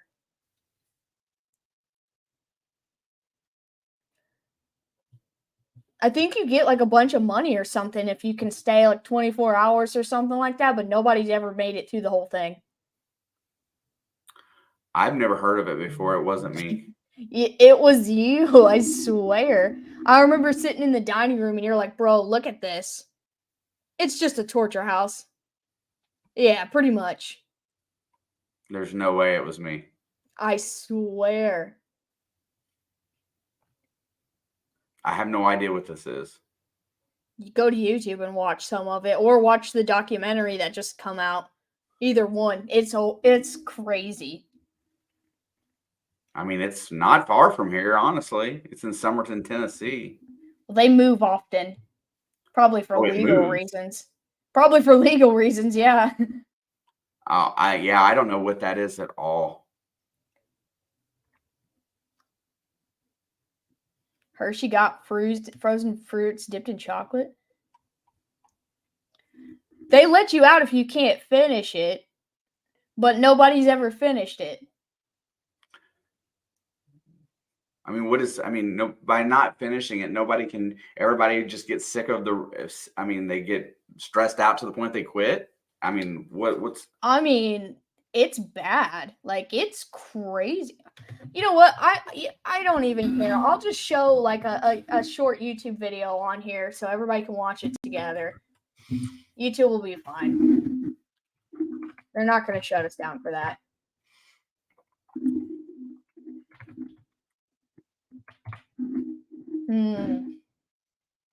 Find it. Jeff says, Dak looked horrible, just looked bad. He looked like he would get cooked by a JV high school team. I speak for all Cowboys nations when I say Jerry will need to tank for Caleb Williams. Jeff, Dak played probably his best game today. One of his best games of the season. He didn't make errors, but I don't think Caleb Williams is that answer either, but appreciate the comment, sir. All right. I found one. We'll watch it together. Yeah, pretty much, Dave. Share screen. Let's go right here. And then we'll make it full screen. You know what? I'll just leave it how it is.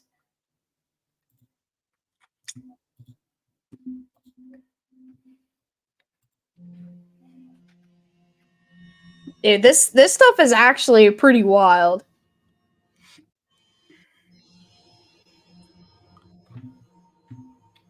Are you ready for my story? Yeah. No? Yes. Oh, there we go. I don't know why it's being like that. There we go. In San Diego for the crazy Mary Parker. Mary Parker lost her mind when her husband was killed by a red. Okay, I don't want to hear this. Okay, this is just a tour. Let's find a better one. Apparently, a lot of people are saying, maybe this is a better one? We'll see.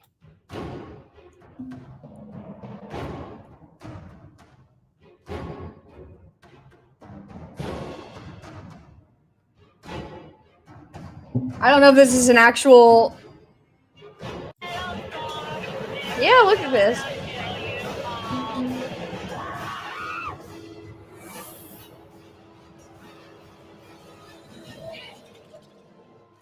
Ew.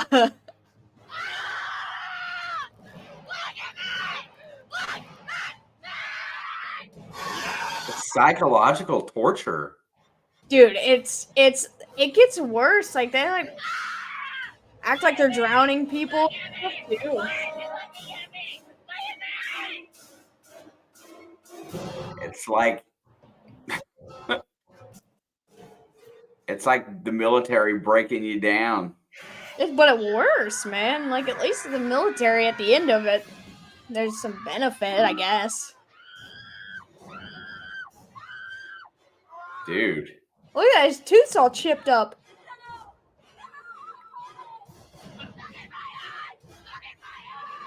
Dude, they're freaking nuts. So is it just one room? They take you into like I think I read like they blindfold you and stuff when they take you there. You come back and do it again? Yeah. And it's a whole house. Not for a while. Definitely not for a while. I feel like God. Yeah, they can like cut you, pull your hair, cut your hair off. They Yeah, beat you. I mean, I'm not big on people touching me anyway. They're pulling her into the Oh. ground, bro. Wow, you just for a minute there, I just didn't know. Yeah, see, yeah, the premise, I guess, is kind of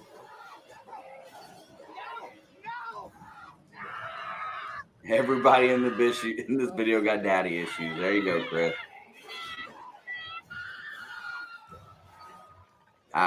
Yeah, I don't think I can get into trauma.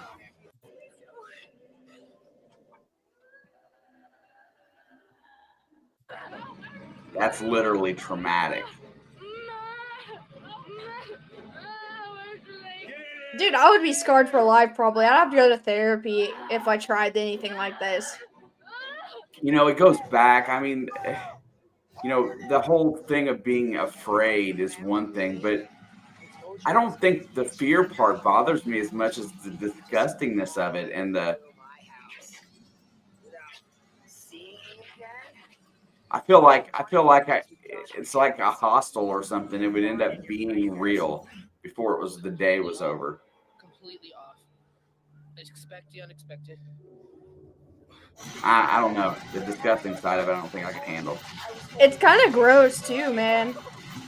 Yeah, I don't want to be spit on. I don't think stuff like. I mean, you can kill somebody if they hyperventilate while their mouth is taped. Tore me down mentally. That's why they make you sign a waiver. I mean, yeah, Dave, I would be ticked off too, bro. Oh, I didn't know if you guys remember. Oh, for real. Or what?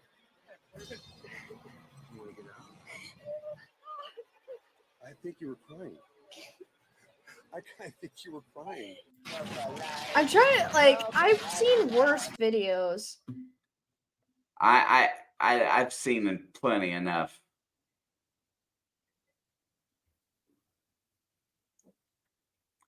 I don't know how they still are able to do a lot of this stuff. I'm surprised they haven't been shut down, honestly. Well, they've had at least 3 deaths. I'm not surprised. See, I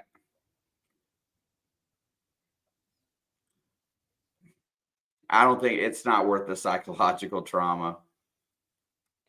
Yeah, Human minds are a lot of the stuff we used to see, like they had a lot more content back in the day, but it looks like a lot of it's gotten taken down. But there was like some, like I watched a girl like them tie her down and literally pull one of her teeth out. And like they've held them like in a bucket full of blood, like just dunked their head and like held them in it and like just pretended like they were gonna drown her. I mean, maybe they were. I don't know. Those dudes are messed up in the head. Yeah, I gotta say I'm not into that. Like people who decide to go to this are messed up. You got to be messed up to be even willing to go through it. Cuz it's not like they don't warn you. It's not like there's no research you can do on it. Like you know what you're going to get when you get in there. Yeah, it's just I don't know. You've got to be psychologically twisted to even consider it. I don't care how much money they offer you. You have to be twisted. And so surviving a night means surviving 8 hours. I think it's like a whole day.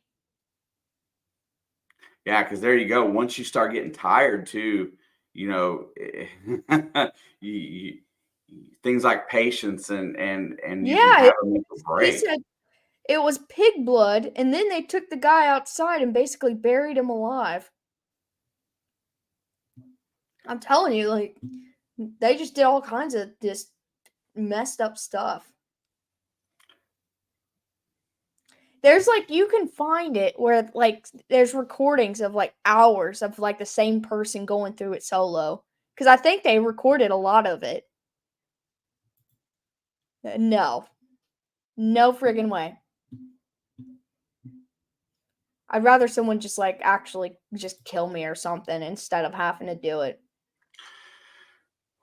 So we've had a solid week of football. Yeah, it was pretty good. I mean, It was pretty good. I mean, if the Giants would have won last night, it would have capped it off as a perfect week for me. yeah.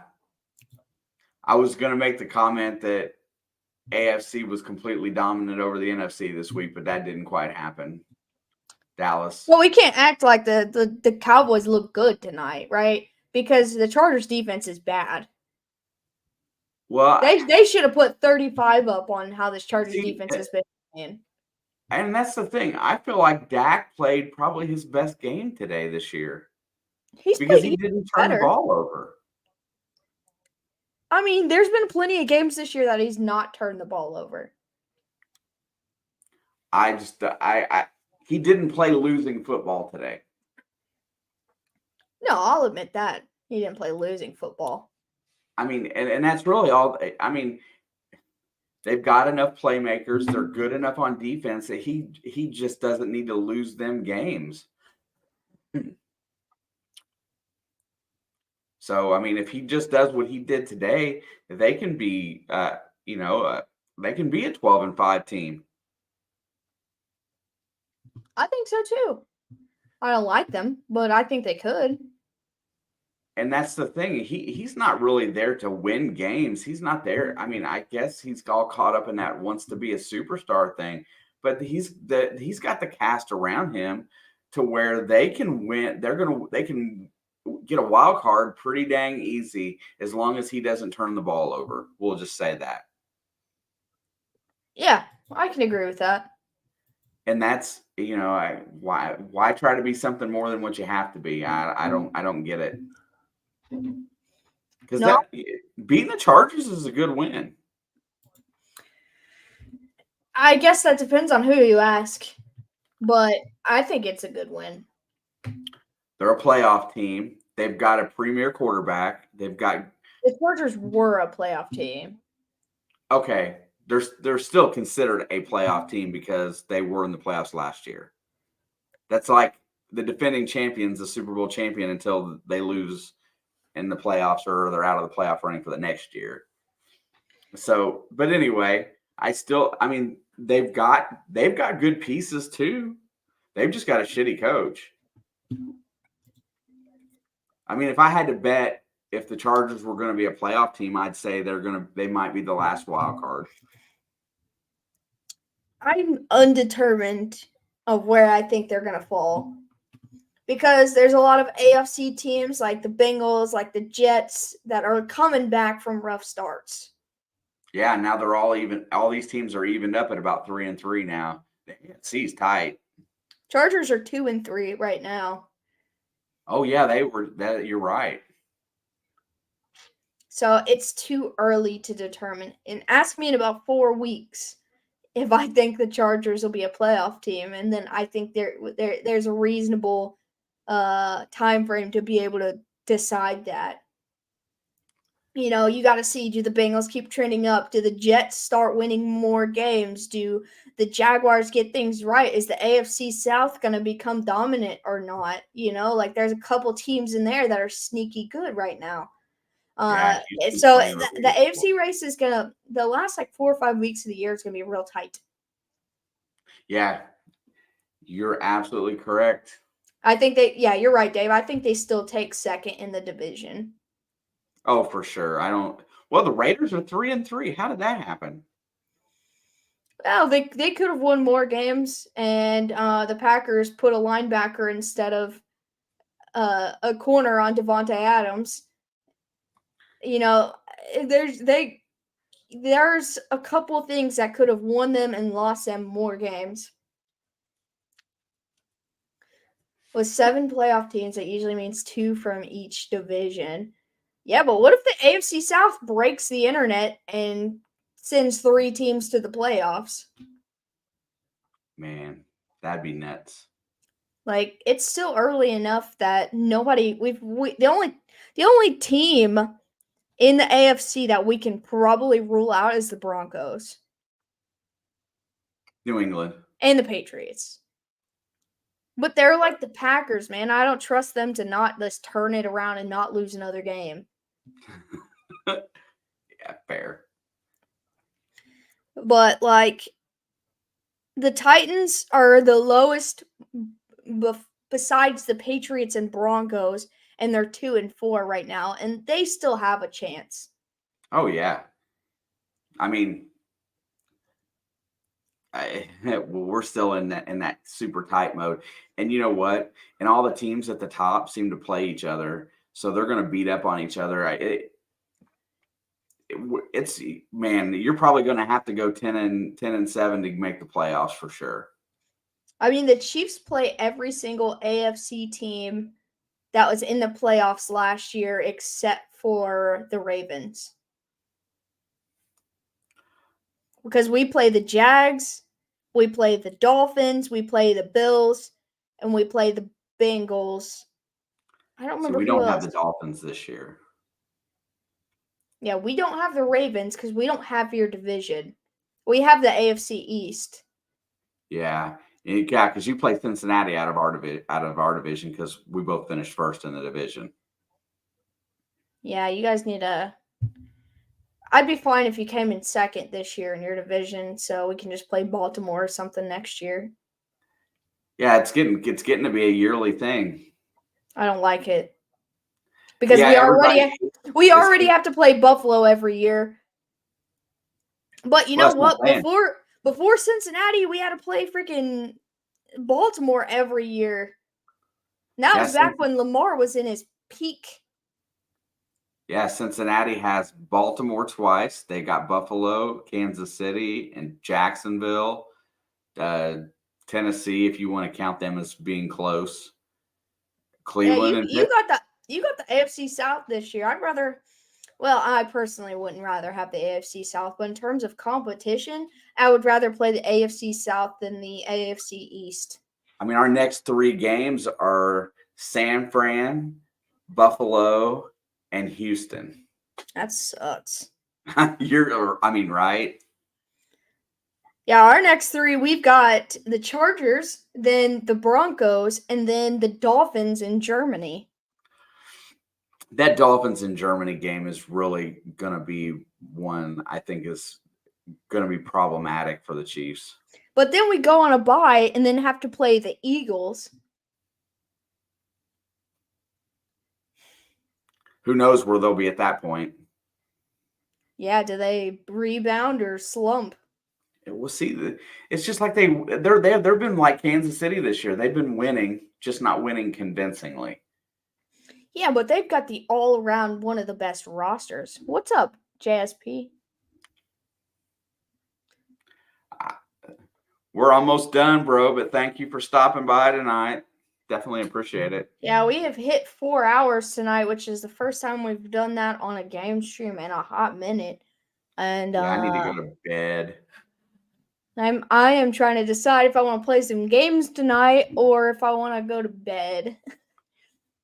I gotta But get up and I put mine and his gaming channels in the description now. So he just posts squirrels and McLovin, but sometimes he does things. But I actually play games on mine.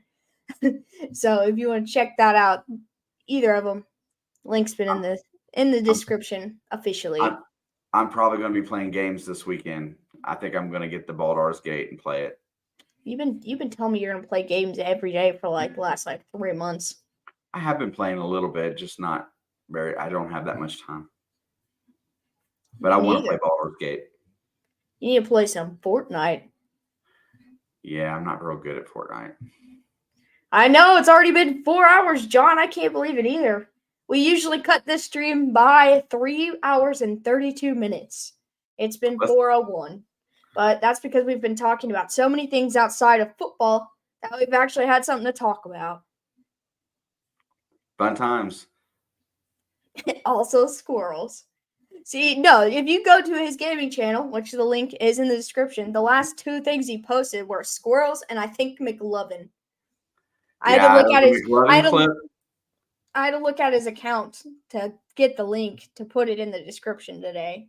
One was a McLovin clip. The other was a chipmunk filling his jaws. If you like the most random off the wall stuff, follow his. But if you like actual games, I sometimes play actual games. And I may or may not play some games tonight.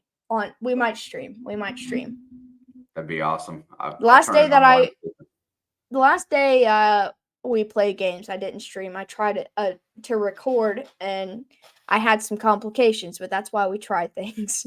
So we might stream just to do it. So links are in the description. Discord's in the description. All of it's in the blood. Social media is in the description. I usually try to keep that up to date, loaded out, so anybody that wants to look at it can find everything they need. We're going to hop off here. We appreciate you guys for kicking it with us for 4 hours. Been a long night, but good night. Good football game. Hate that the Cowboys won, but I can deal with that. We'll be back with our picks sometime this week, and obviously Thursday Night Football. I probably won't be here for Thursday Night Football at all, so I am apologizing in advance. I don't know yet, but I don't think I will be, so I'm going to try. We'll see what happens. We appreciate you guys as always. You got anything to say? I don't want to go to that McCamey horror house, that's for sure. Word. None of us are going to McCamey Manor. We appreciate you guys. You guys are the best. Don't do anything I wouldn't do. And we will see you guys on the next one. Or on the gaming channel. One or the other. But peace.